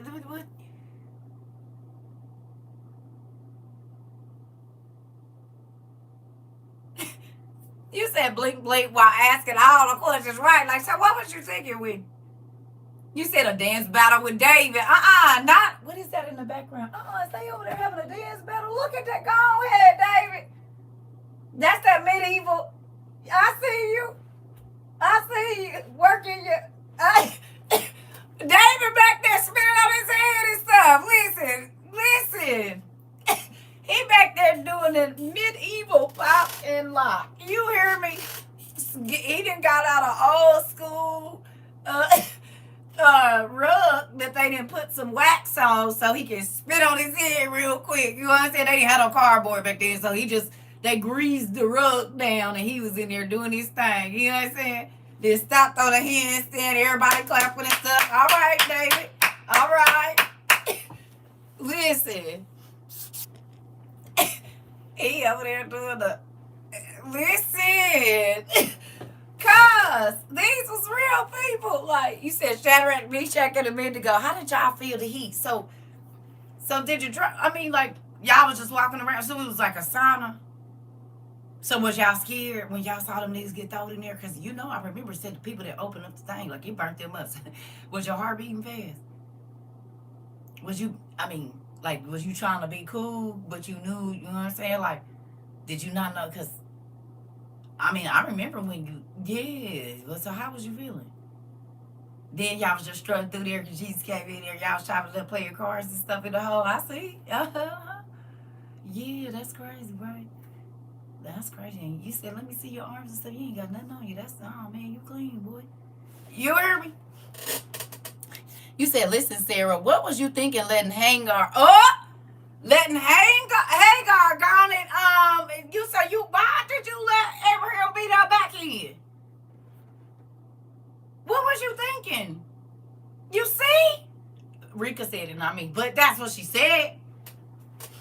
Why did you, what was you thinking? And then look at them. They grandkids still fighting right now. You wanted to, see, you should have just let God do that. Listen, me asking Nimrod, why was you sleeping with your mama? And why, you said go build a tower. How did it feel when Dad changed the language and made them change y'all into beast, blink, blink? Not that you all in my class last night. Yes, we definitely went to Jasher. And I definitely told her about the elephant in the 8 men whole time. Did in my class, yes, from yesterday. Did. So what was you thinking? So when you saw your niggas running away and becoming the apes, and then was you sad? What about the elephant friends? Like, did y'all? It was like that bar. Y'all just used to be having tea. Did your trunk things did your husk get in the way when you was trying? Wouldn't nobody try to talk to you, huh? Well, I get it. I understand. So y'all was just chunking bricks at each other because you didn't know what he was saying, huh? I bet you feel crazy after you did that. Yeah, I probably would feel crazy too. Especially since I done got my friends turned into monkeys and stuff. Like, dang, man. It's messed up. You hear me? Listen, lady with the issue of us spent all of it. You said, Adam, look at your creation. How you feel? What you think about listening to Eve? How you feel about that? You wish you wouldn't have listened to her? I do. But then I would have never met Jesus. So I get, it worked out, but dang, man, like, you didn't think to just turn her in? You didn't have to do it, nigga. You need to stand up. Why you just didn't stand up and tell her no?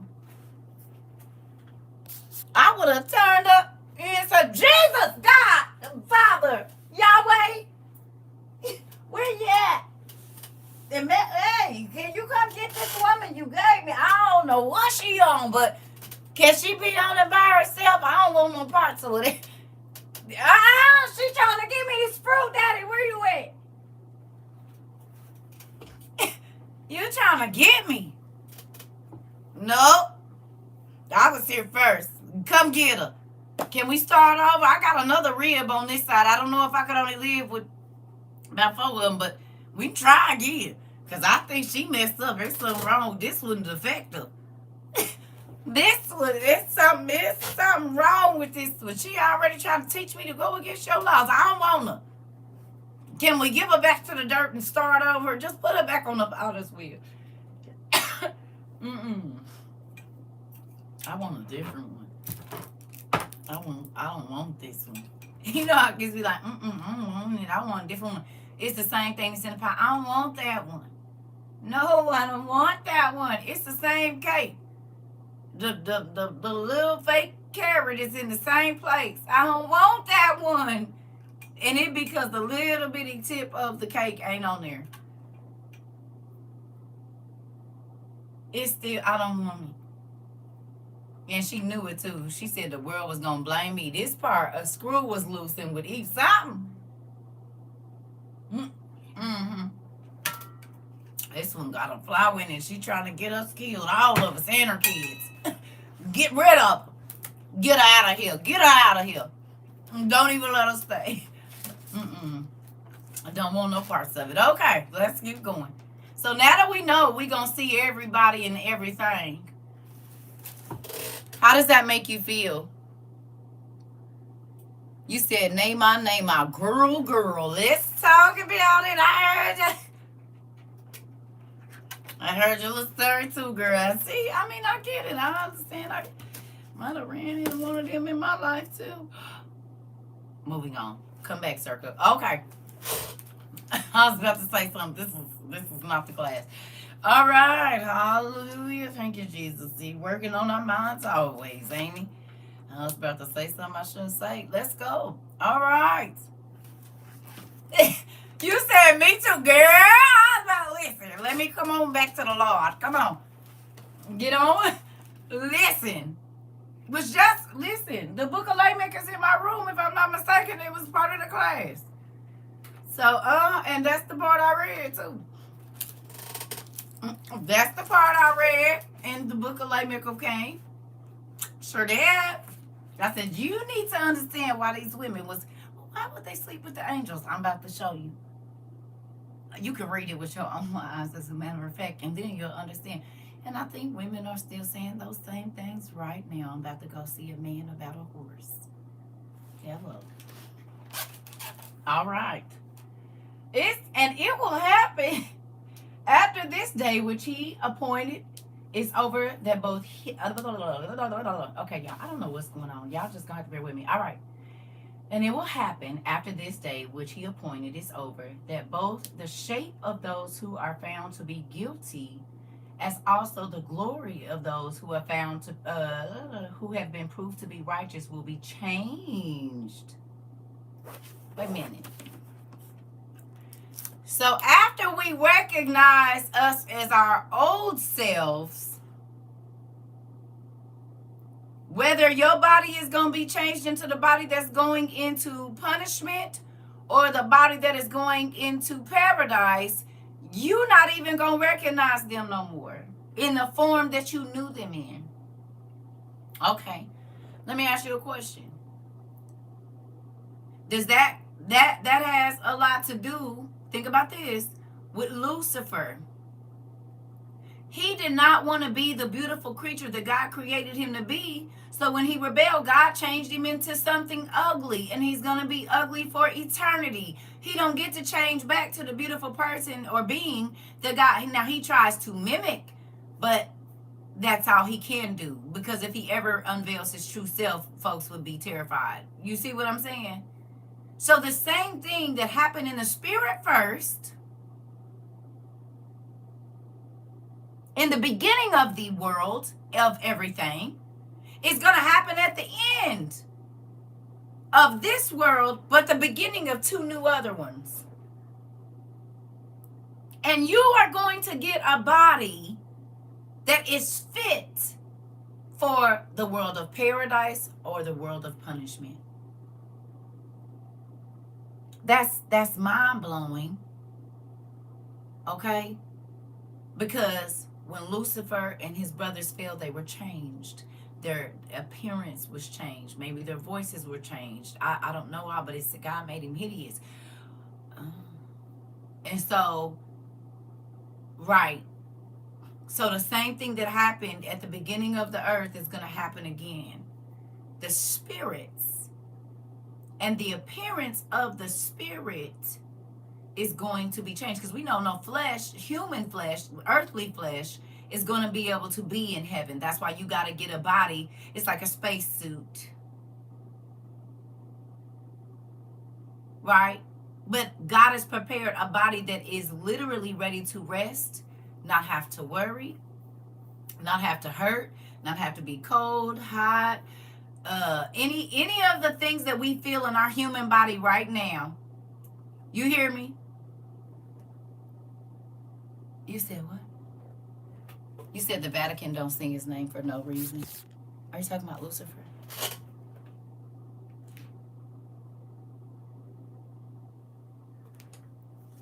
Okay. Think about that. We always say, God, I'm tired, my body hurts, I'm this. Do you realize what he's freeing us from when this happens, if we get a chance to go to paradise?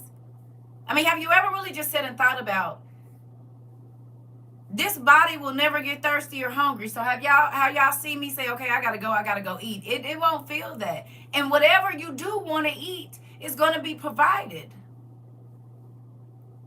But it's not food that will mold, rot, go bad. It's just always going to be good.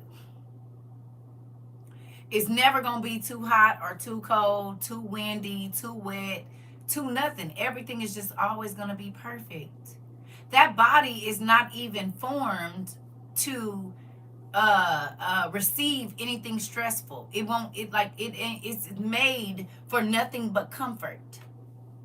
And he says all the time, the people that's uncomfortable in this life and they never fit in, and they didn't walk with the world. Not saying you ain't tiptoed over there, but he said the rest that they got, ain't nobody even ever felt that type of eternal rest. Maybe it's never been needed before now, because whatever. But do you realize that this body is not even going to receive the stress? There won't be any. There won't be any negative feelings. There won't be any negative interactions. There won't be all of the things that we, dread on this side. It won't be a part if you get to go to paradise. The food always going to be ready. The sleep, if you ever sleep, or whatever rest you get, whatever it is, it's always going to be good. There won't be no crooks in your neck, no leg hurting, no back hurting, no toe knot. Do you see?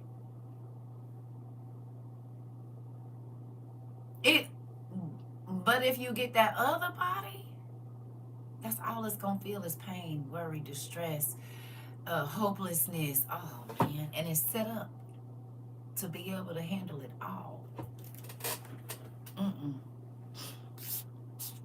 You said it's the fact that everyone will have exactly what they need at the same place, in the same, you said at the same time, in the same place. This.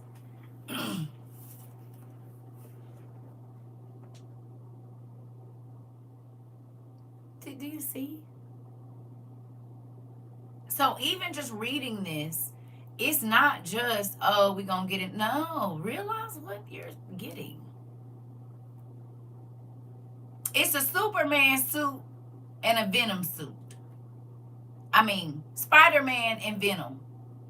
One entity was specifically made to hurt, to harm, to cause pain, to cause confusion, to feel confused, to feel lost, to feel whatever. Just dark energy.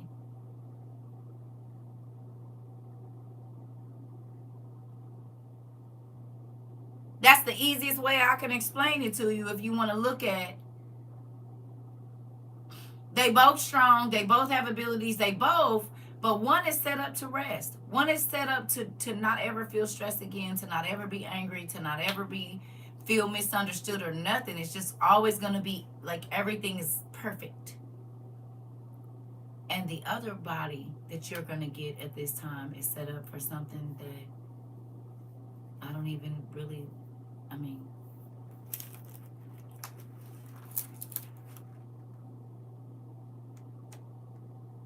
So he is going to allow you to see people in their old form and then their new self. Whether they are getting the good new self or the bad new self. You're going to get to see how they are changed. You know who else had to watch that? Michael and Uriel Neal, the host of heaven. They had to watch God destroy something beautifully and wonderfully made and change its appearance. The earth that we know it was not the earth that was here. So the people and the beings in heaven that's already there, they've already seen the world in its splendor, and they've seen what it's become now. They saw it when the trees, and it was basically like Avatar. Okay, when the animals and the humans connected and they talked, and the trees and everything was just, hello. When it was new and beautiful, and evil had not been sown into the soil yet.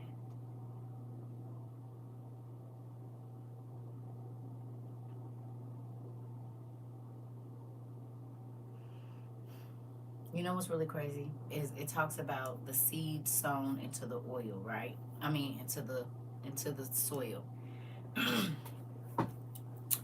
Disney shows us a lady that is enticed to eat an apple, but the witch has sprinkled some type of magic dust on it.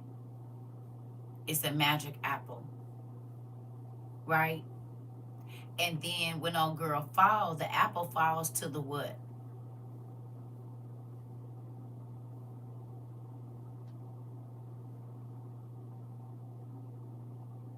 The ground. So the seeds of deception, because that fruit was poison, it had a spell on it. And when she fell to the ground, she didn't go pick the apple back up. Didn't the apple, it went on and decayed, and it got planted. Are those the roots that grew up around her to keep her, the thistles and all of that? Was some of the trees or whatever to keep her, bound or whatever it is? Interesting. So think about this, right? We do realize that the same thing happened to Eve, and we read that in Adam and Eve, right? I read it yesterday, and I said, yep, this is exactly what happened. Lucifer sprinkled something on the fruits. We read this, remember? Because he took her all the way over there. He said, no, never mind. I don't want you to eat it. I know we didn't. She like, well, I could try it, I guess. So not only was that seed sown into flesh, the seed of deception, it was sown into the ground as well. Could that be why they are selling us fake fruits and vegetables right now and we don't know the difference? Because just like the earth wouldn't take the son before the father back then, is that why they can sell us fake fruit now? Because the fruit had been tainted from the garden. Not only were humans tainted, and then when the seeds from that tainted fruit changed us, it changed the earth as well, because that's when the earth got cursed.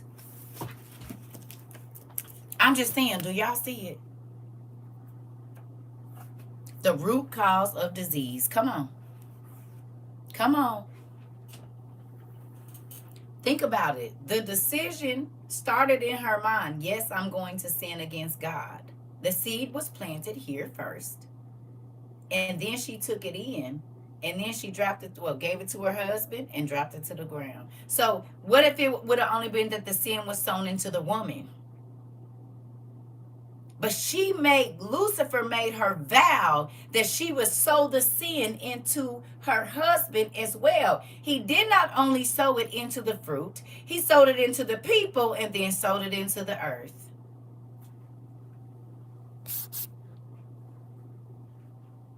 Off of one sprinkle of magic on a piece of fruit, he deceived the humans. And think about this, animals eat from the earth. They eat from what grows in the earth. Hello? So he basically got rid of everybody in one whop, in a sense. Because remember, the snake that he used was cursed as well, the animal. The Great Deception. That's crazy. Awful.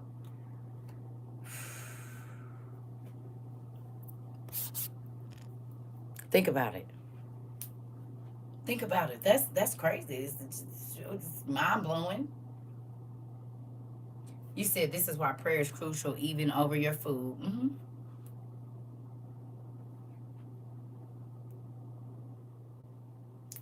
They wouldn't be able to grow that fruit if he would have never messed with it. Our sons and daughters would not be able to go to the grave ahead of us if he hadn't sown the seed into Cain. But even though it didn't start happening, over time, it switched. And now parents are outliving their children when that's not how God set it up. But he changed the ground. The sin changed the ground. It changed the roots. It changed the water. It changed everything because the plants filter the water. So if the plants and the roots are infected, the air is going to be infected. Listen.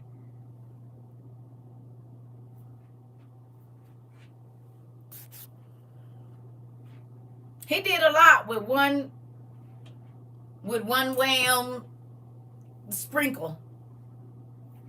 And you taught us what fruit are you sowing, good or bad? I'm trying to tell you. Ain't that crazy? Think about that.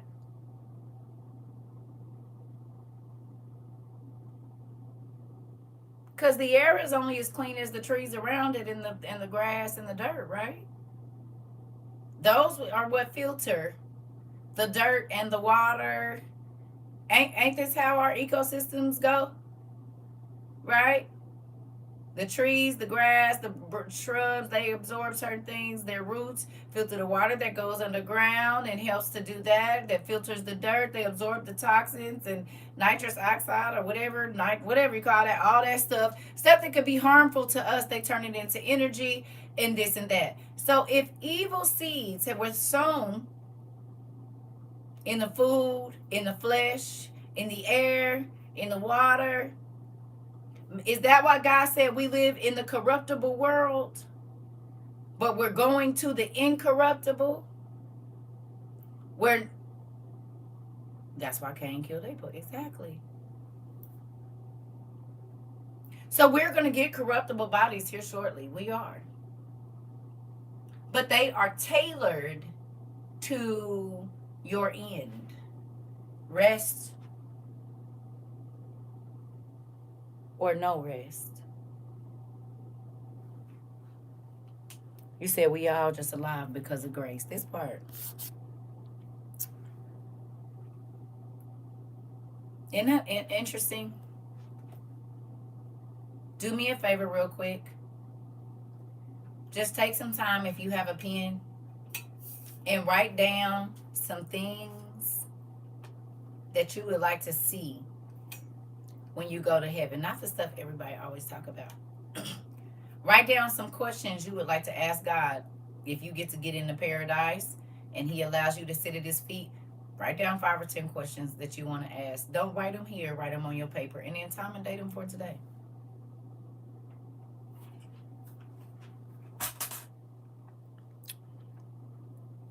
Right.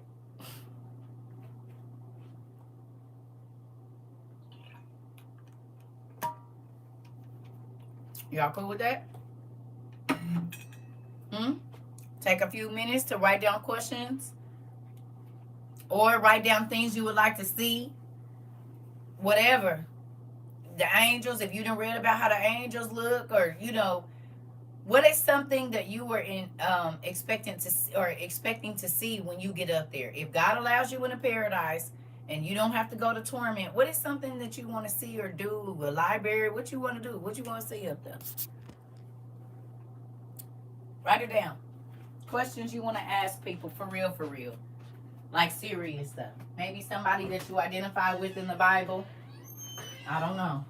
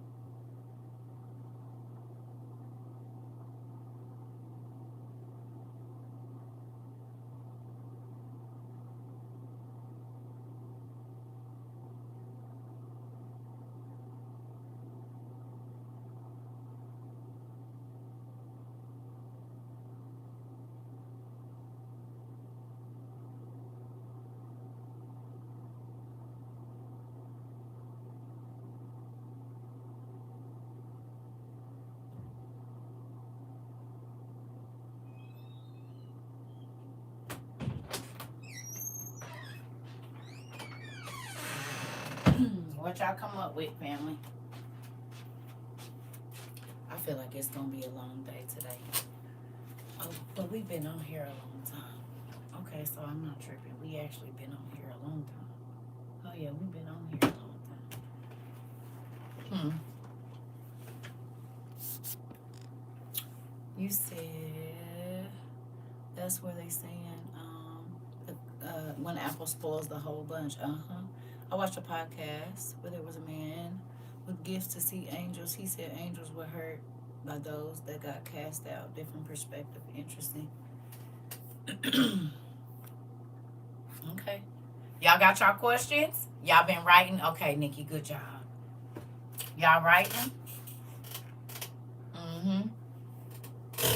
These are things that we should talk about. You hear me? These are things that, I mean, okay, think about this. If you only want to go to heaven because you don't want to go to hell, you might be thinking about it the wrong way. It's like Disneyland on steroids. Knott's Berry Farm, SeaWorld, Epcot Center, some Swedish mountain Alps with all of the stuff from the Brazilian jungles, and then all the amazing things and fruits and vegetables that's in Africa that we never tasted, with the best food in the world, all the best clothes, the best beds, the best pillows, the best roads, the best restaurants. It is like the best of everything times a gazillion.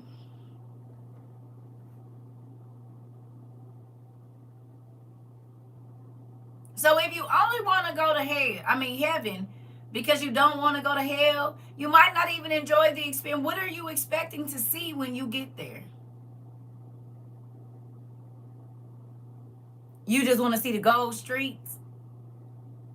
I want to taste every single fruit that was ever made. He said every single fruit from vines and whatever else is on that. I want to eat it. Now, I'm staying away from the other stuff, but I want to dip my hand or my cup or whatever chalice. I don't know what we're going to be drinking. I don't know how it's going to work. Will it float up and into my cup when I lean it down? I don't know what's going to happen. If he let me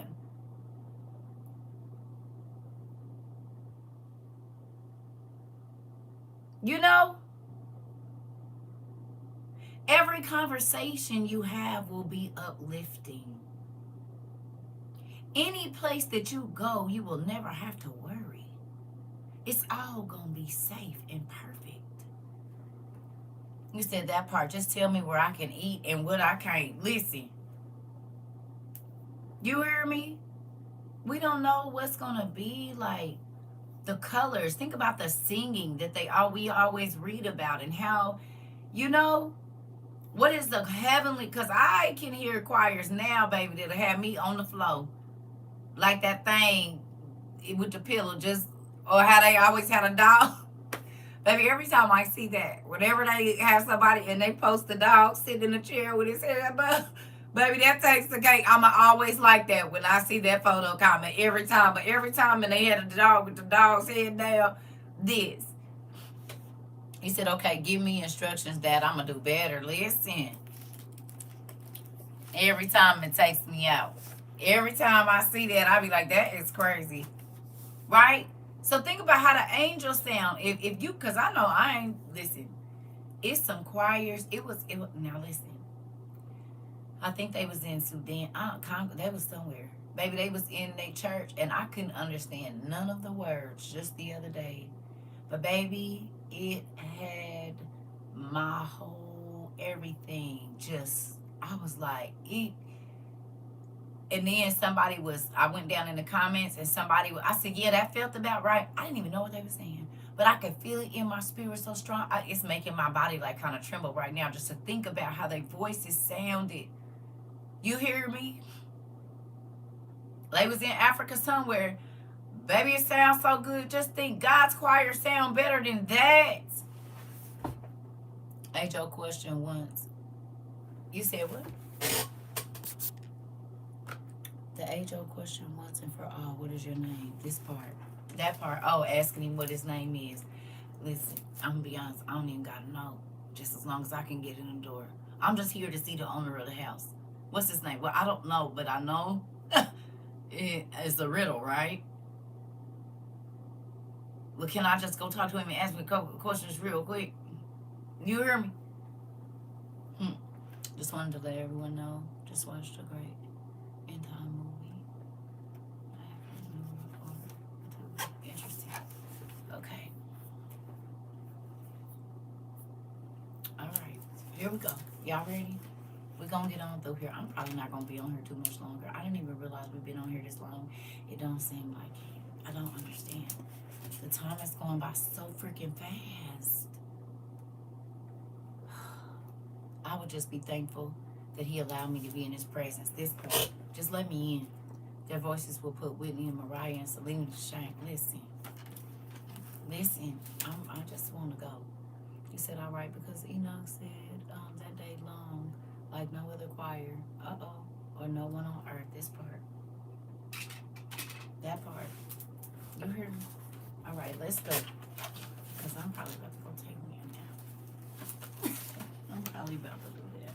Yesterday was a long day. All right, let's keep going. It says, for the shape of those who now act wickedly will be made more evil than it is now, so that they shall suffer torment. We're going to read that again. It said what? For the shape of those who now act wickedly will be made more evil than it is now, so that they shall suffer torment. Also, as for the glory of those who prove to be righteous on account of my law, those who possessed intelligence all in their...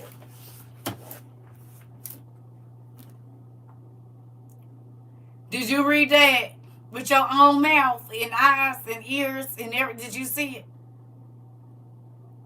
Those who possessed intelligence.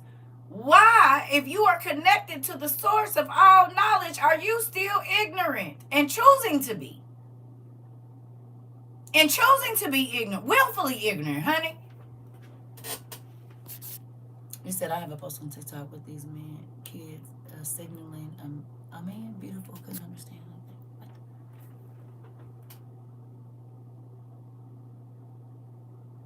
anything. Interesting. Interesting. He said, your body. Ooh.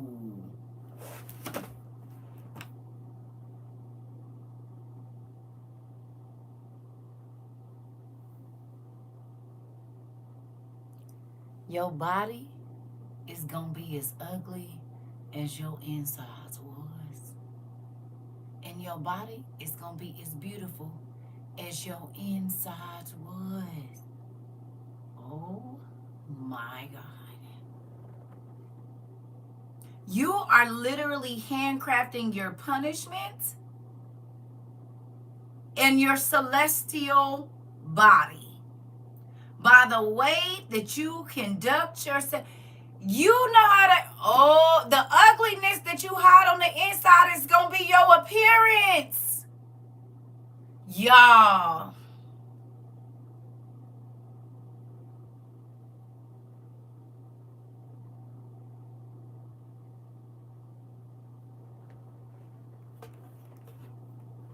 So think about it. We talking about it all the time. On this side, there are people that are beautiful, but they are ugly on the inside.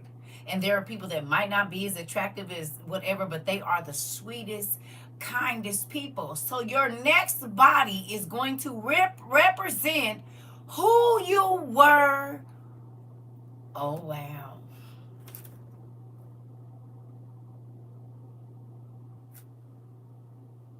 Judged and crafted and cultivated by your own insides.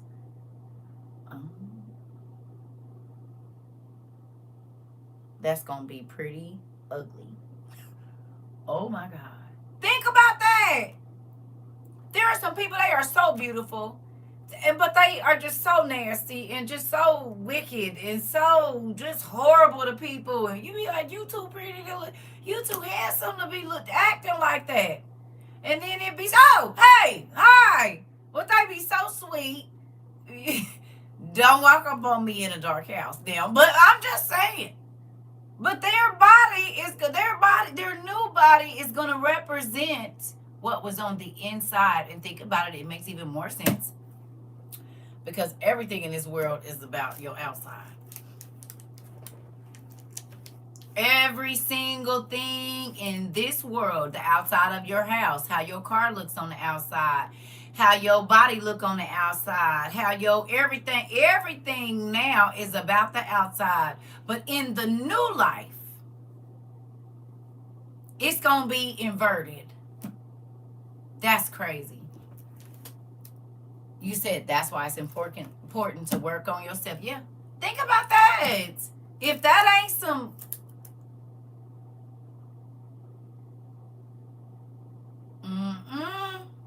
He said you was more worried about your outside than your inside.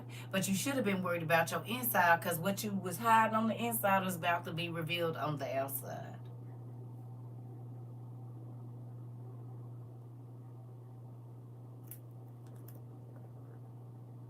Did that change your mind about hiding your evil thoughts? Instead of expressing them and allowing God to help you with them? You said beauty only runs skin deep. Listen.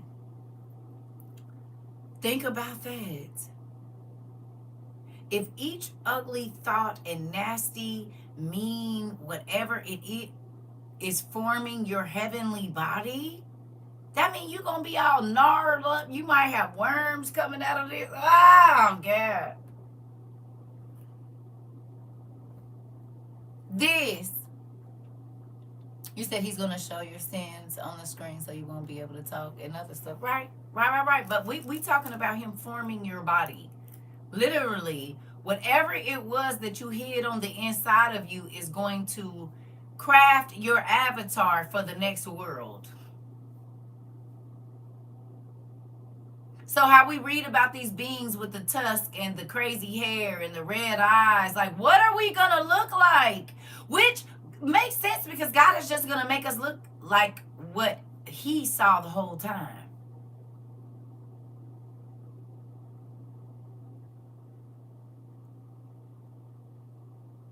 Because everybody in this world is obsessed with being more beautiful than the next person. Not kinder. More beautiful, more recognized, more this, more that. You hear me?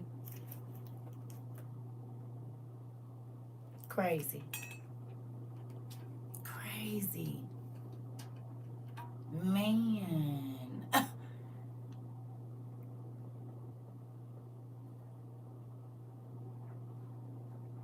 What book? We're reading out of the Old Testament Supergrapha. Book 1.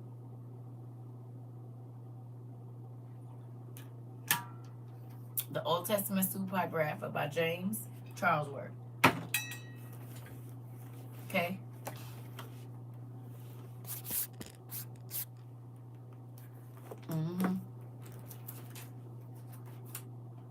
Okay. Old Testament Supergrapha. The same yellow book we read out. Are you new? Let me ask that first. I'm sorry, Pumpkin. I'm kind of... Are you new? I don't want to be mean. Are you new? No? Oh, okay, yeah. OTP. Okay. OTP. All right. We gonna get through this and then I'm gonna go. Because I can feel it. I was feeling like I only been on here an hour. It's been 230 minutes. No wonder. Okay, here we go.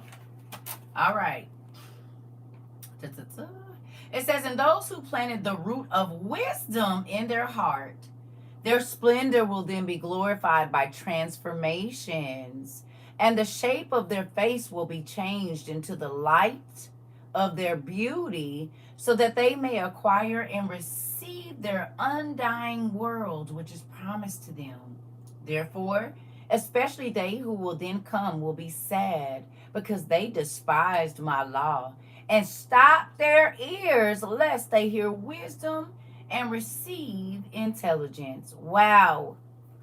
When they, therefore, will see that those over whom they are exalted now will then be more exalted and glorified than they, then both these and those will be changed, these into splendor of the angels, and those into startling visions and horrible shapes.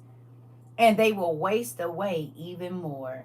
For they will first see, and then they will go away to be tormented.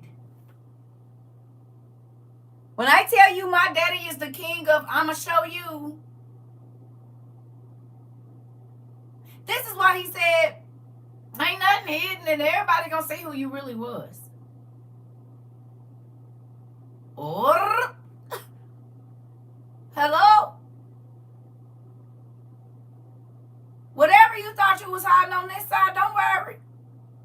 He said, and then as soon as people see you for who you really are, then you go away to be tormented. Oh my goodness. He said the people that you was over and you was whatever, he said they gonna be over you. He said the shiny, all of that, yeah. He said the roles is gonna reverse. Ain't that crazy? That's why people thinking they getting away. You're not getting away with anything. Right, Lanisha? Right. You said, wait, you could be turned into a shape. Well, I'm just saying, you're going to be hideous. You said, I needed to hear this. Pumpkin, listen.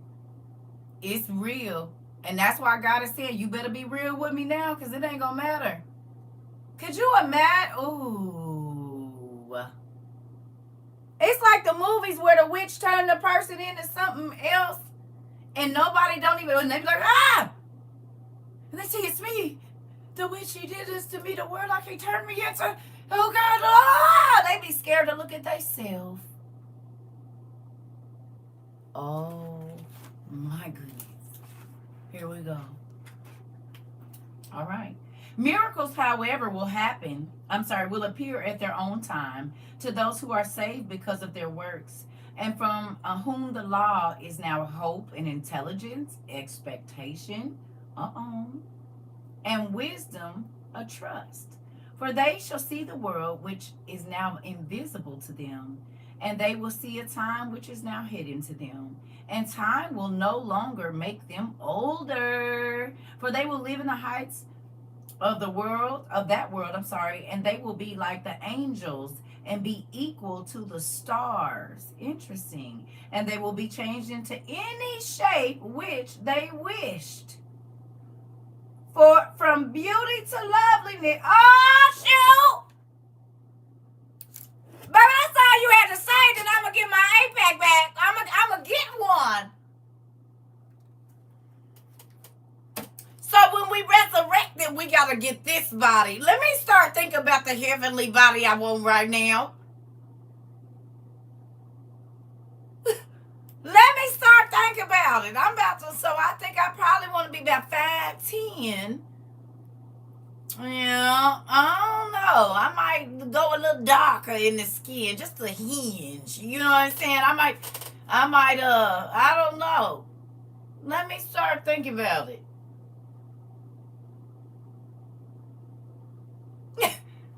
Look here. Okay, so that's all you have. We can make a build a body. Okay, let me get together with Build a Body and let them know what I need. See, folks is building a body down here that's gonna decay, but we get to see how the devil steals stuff. Look at how the devil stole that. Look at how he stole that. Plastic surgery is a cruel knockoff of what we get to do when we get to heaven. He steals everything. I wonder if we're going to look like a whole different species, maybe like avatars.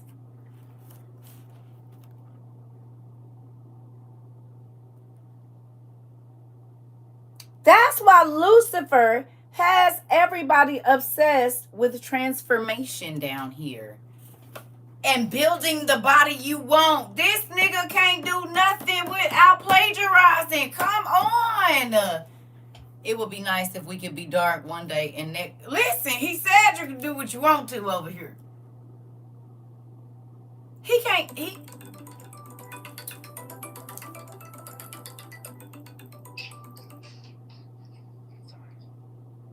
what, your hair is very cute. It looks very TLC-ish. You want the people to see it?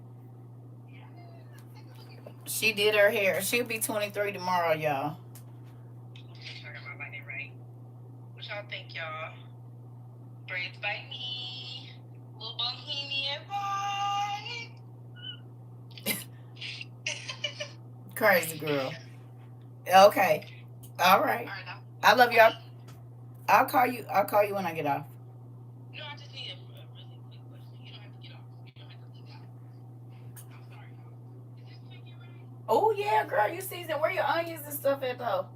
I threw them in.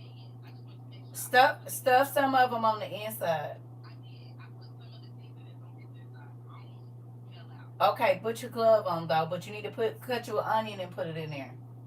Yeah, it's orange like that. Do you have an orange or a lemon? Yeah. Don't worry about it. Okay. Will a potato work? No, crazy girl. You got some fresh garlic? Okay, one of the other things that you can do though, if you can stomach it, put a bag on your hand and kind of just lift that skin up a little bit and rub the seasoning under there. Is it supposed to be on his back or on his stomach? Well, you want the juices to run in the breast, which is so the stomach is going to be better because then all the dark meat, yeah, exactly like that. My stomach is hurting. Yeah, and it's all right. You getting it done though, and then you can make all your different dishes for the rest of the week. Oh no, we're doing family dinner, so everybody else is bringing things. Oh, okay. Oh, we're going to get on that then. But yeah, I love y'all. So can I put olives in there? No, you got enough. That's fine. You just need just onion and garlic. Yeah. Okay. All right, bye. Love you too. My kids is doing a family dinner. Come on. They doing all my girls. You know my kids grown. Of course not my son because he's in Arizona. But all my girls, they gonna cook and everybody. Hey, everybody bringing a dish. That make me happy. I'm like, what you cooking a whole chicken for? Is that concert hairdo? Probably, auntie, because I think the concert is coming up. But her birthday tomorrow. And she did, you see, she did that by herself. She did the braids. She kept calling me yesterday, showing me the braids and whatnot. She put all that in there. That's why they don't pay to get their hair done. That's one thing I taught them, honey. You can do your hair and have a Jet 2 holiday and save 240 pounds if you do it yourself.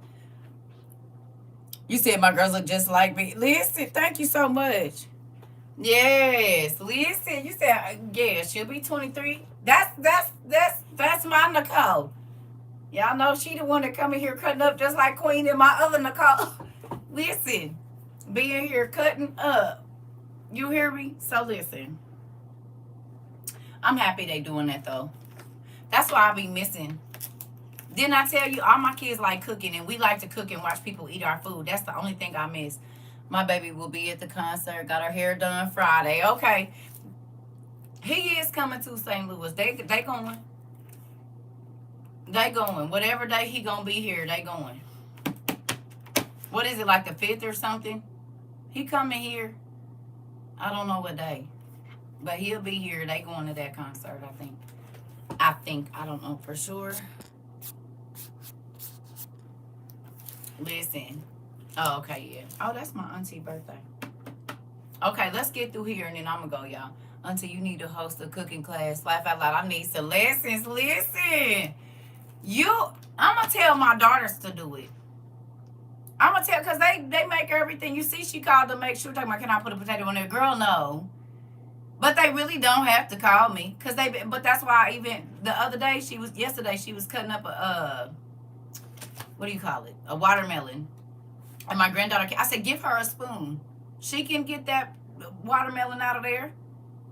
Let her do it. And she don't want the kid-friendly one. She want a spoon. Give her a spoon. You don't know how to use your workers yet. Baby, anything my kids want to do, long as I don't have to give them nothing that was going, baby, yes, you can help cook. Because I'm not the only one about to be eating this watermelon. You sure can. Just don't put nothing in your mouth and don't be licking your fingers. Get this scooper and do what you know to do around here. You said no, for real, because that banana bread chocolate muffin things look like they fire. And I still think of it. Listen. And they be making them. I got that recipe. That recipe is on the internet. It's called double chocolate chip banana bread. But I put sour cream in mine. I don't know if they do that.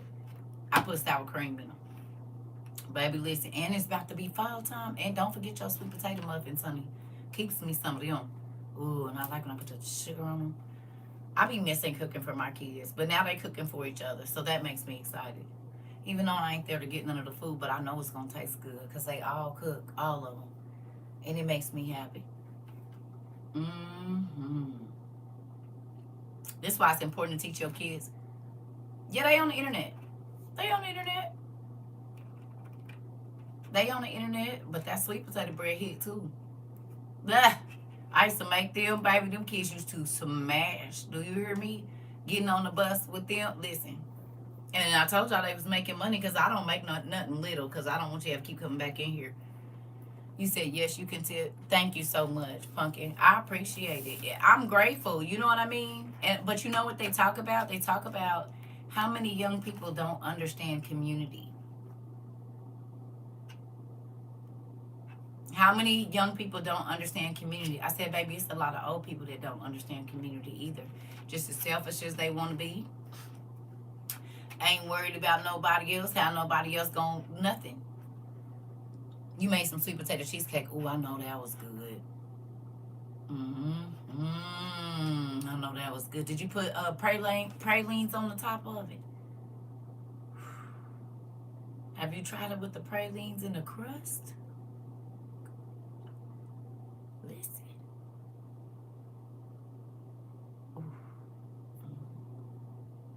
Ooh, next time, get you some pralines, right? And sprinkle them like in the crust. You know how they push the listen.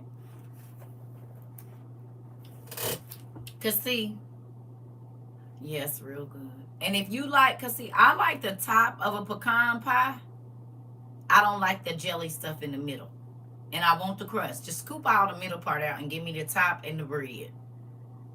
But I do that with peach cobbler too. I don't want them soggy peaches. I don't want that. I just want the bread on top because it's brown and it's crunchy. You know what I'm saying? And then scoop all of that out. And if the crust is soft on the inside a little bit, not soggy, but crust on, I'm smashing that. Now, all that middle part, you can put it on your plate and eat it with some ice cream. Do whatever you're going to do with it. Scoop all that middle part out. All that. Take all them peaches. Take that out of there. I want the taste of it, but I don't want to scoop that out. But I want that clear top of that crunchy part of the pecan pie. I want that marmalade, whatever that is. I want all of that. And then scoop that jelly stuff out and give me that bottom. Yeah. You said I just want the middle part, not the top or the crust. See, we the opposite. So you can have all my middle part. Give me your crust and your top. See? You see how that work? And the bottom of your, give me all of that. See, it's always going to be somebody. Addie, you can have all of the filling. I will scoop it on there and put you a big plop of vanilla ice cream if you want it, because I don't want it on my plate nowhere. I don't want it bumping in, and none of my other cakes and pies or cookies that's on there or nothing. So you sit next to me at Thanksgiving, because I'm going to slide all of that on your plate.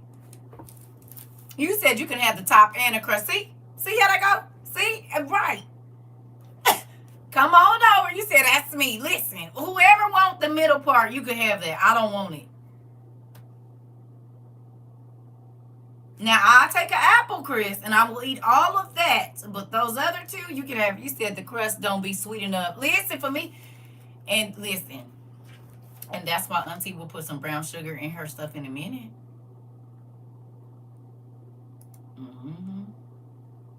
Listen. They don't put cinnamon in their dough or nothing. But that's because, listen, when I was little, you better get that cookbook out of there. They not buying no already made. My mama, maybe for the holidays, might make already made pie crust, but when my mom cooked, she was gonna make, like, as she got older, she didn't, because she was, whatever. But when she was younger, she was making all the pie crust for her pies. I know, because I used to have to be one open up all the butter, melting it down so she can pour it in there and make this pie crust. And then you got to put a little water in there, a little salt, and let it, whatever it's gonna do. So I've been making pie crust since I was little from scratch.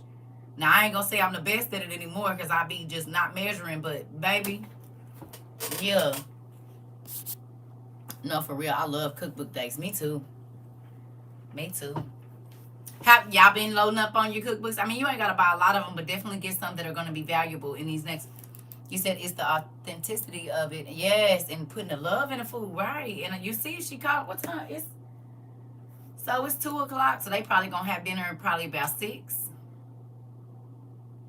Whatever you start with them kids, if you get it in there good, don't force it, but just let it become a way of life. They'll do it on their own. They used to do it when they first moved in their places. They would cook and tell their friends to come over for dinner. I said, no, don't keep doing that because they don't bring no money with them. It's okay to do it sometimes, but they need to bring some change too, because you the one footing the whole bill for everything. Hold on, they ain't invite you over. All right, well, make that be a every once in a while thing. Because then they won't even be buying groceries because they know they going to eat at your house, take a plate home. That's going to get them Monday and Tuesday, but they not going to come and see if you got some toilet paper on Thursday. They not going to do that. You hear me? They are not going to do that. Cookbooks and printing out recipes just in case. And did. My mama kept a, you said Jace found some cookbooks in the trash on his route. Ooh. Was some of them old and goodies? Look at my fingers. Did he brought them home, right? Nephew? Listen. Baby, if you can get them ones from like the 30s and the 40s and the 50s, baby, they got all the information. All the information, especially and the 60s and the 70s, like anytime, even some of the 80s, but mostly like 30s to 70s. You saw I bought a lot of cooking books for one. You said I bought a lot of cooking books for 1 and 2 cookbooks. Interesting. This part, Auntie, listen. You said, yeah, he brings everything he finds home. I don't even gotta look. I don't even know. I gotta look at him. Please do. Please do, Niecy Pooh. You might have some rare treasures in there. Because these kids don't want no cookbooks. Because they can get everything online. But you're going to need them. Because what about when the internet go down? What about when you can't get in the library? And you don't know but one recipe, but you got all this stuff. Like you gonna get tired of eating the same things and stuff. So you'll want to have you some recipe books. And go get some with the kids' recipes too. I found the old Toll House cookbook at Goodwill with the old newspaper clipping inside. I like them. Or they be one of they written something they done wrote down. Listen, I'm trying to tell you. 5 ingredient or less meals is gonna be real good. 6 ingredients, 1 pot meals, definitely. Grab you some 1 pot meal stuff. I found Betty Crocker cookbooks from 1960 to 70 at a ooh, Quan, that part. They have an apostolic cookbook with biblical recipes. Are you serious? I bet they do. I might have even seen one of those in my. Now that I think about it, with the Ezekiel bread and the lentils and all of that, yeah. Never mind. I have.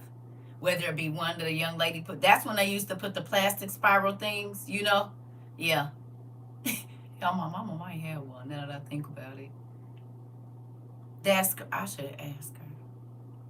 I'm gonna mess with her. I'm gonna call her later. She going to church today. I'm gonna ask her if she got one. You said I got nearly a whole set of old cookbooks from the thrift store, and I kept all my grandma's clippings. Listen, you said I appreciate you, Circa. You have helped me all around. You're connecting the dots at a crucial time. Yes, ma'am. This is what we here for. But think about it. All of this information, like aunties and uncles, baby, it ain't just me. You got all kinds of. You got aunties, uncles. That's why I be encouraging people. Of course, if you married, you gotta run it by your spouse and stuff. But y'all need to be connecting with each other. We got people here that own land, they got farms, they got nurseries. They know a lot of information. You might not ever meet them in person, but to be able to talk to people that live in the country and know about different trees, or listen, you have access to an infinite amount of knowledge that is right here at your fingertips. Not just the internet, but people that have lived it, are living it. We got all kinds of people. Like, that's why I be saying, hey, inbox some of your classmates. Not on no funny stuff. But information. If you see them say something or whatever, listen. You said, yeah, church I used to go to put out a cookbook together and they made script. Right, that's what I'm thinking. I think I done seen something like this before. I'm sure if it was apostolic, for sure I have. Get a large cookbook that teaches you how to cook in cast iron, and cookbooks for cooking over an open fire. My brother asked me for one of my old Betty Crocker cookbooks from the 70s, and you gave it to him, and now he doesn't have it. Never keep up with anything. He never. Auntie, don't it make you angry just a little bit? I feel all of that. That's why I said I don't care.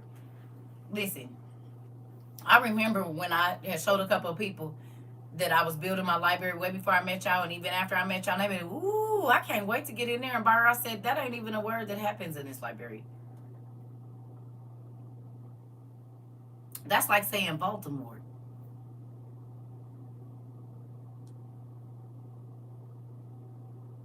Hello. That's like saying Baltimore in here, nigga. That is the we don't mention it. Hell yeah, you don't do that. Borrow. There's no such thing because you don't ever plan on giving it back. And I know this. No. You want to have borrow it, and then you ain't even going, like you said, man, Auntie, pigs in a parlor, you know how many of them I done bought in the last 20 years?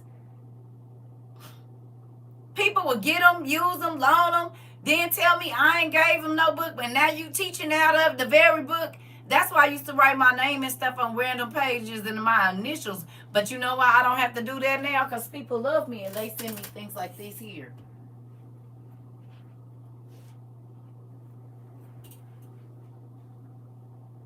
I'm so grateful for this. You know how there's a Library of Congress stamp on the good books, so if you try to get out of the library, they know it's theirs.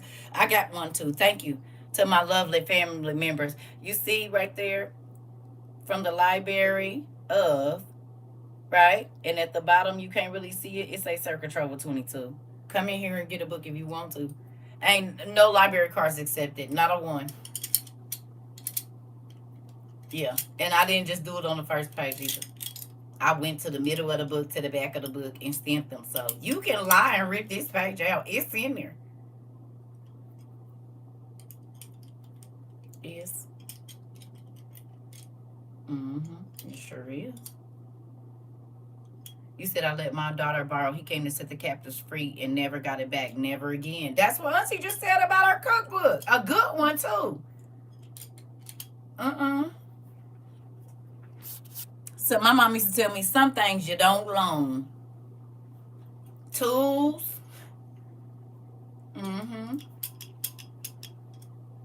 Right.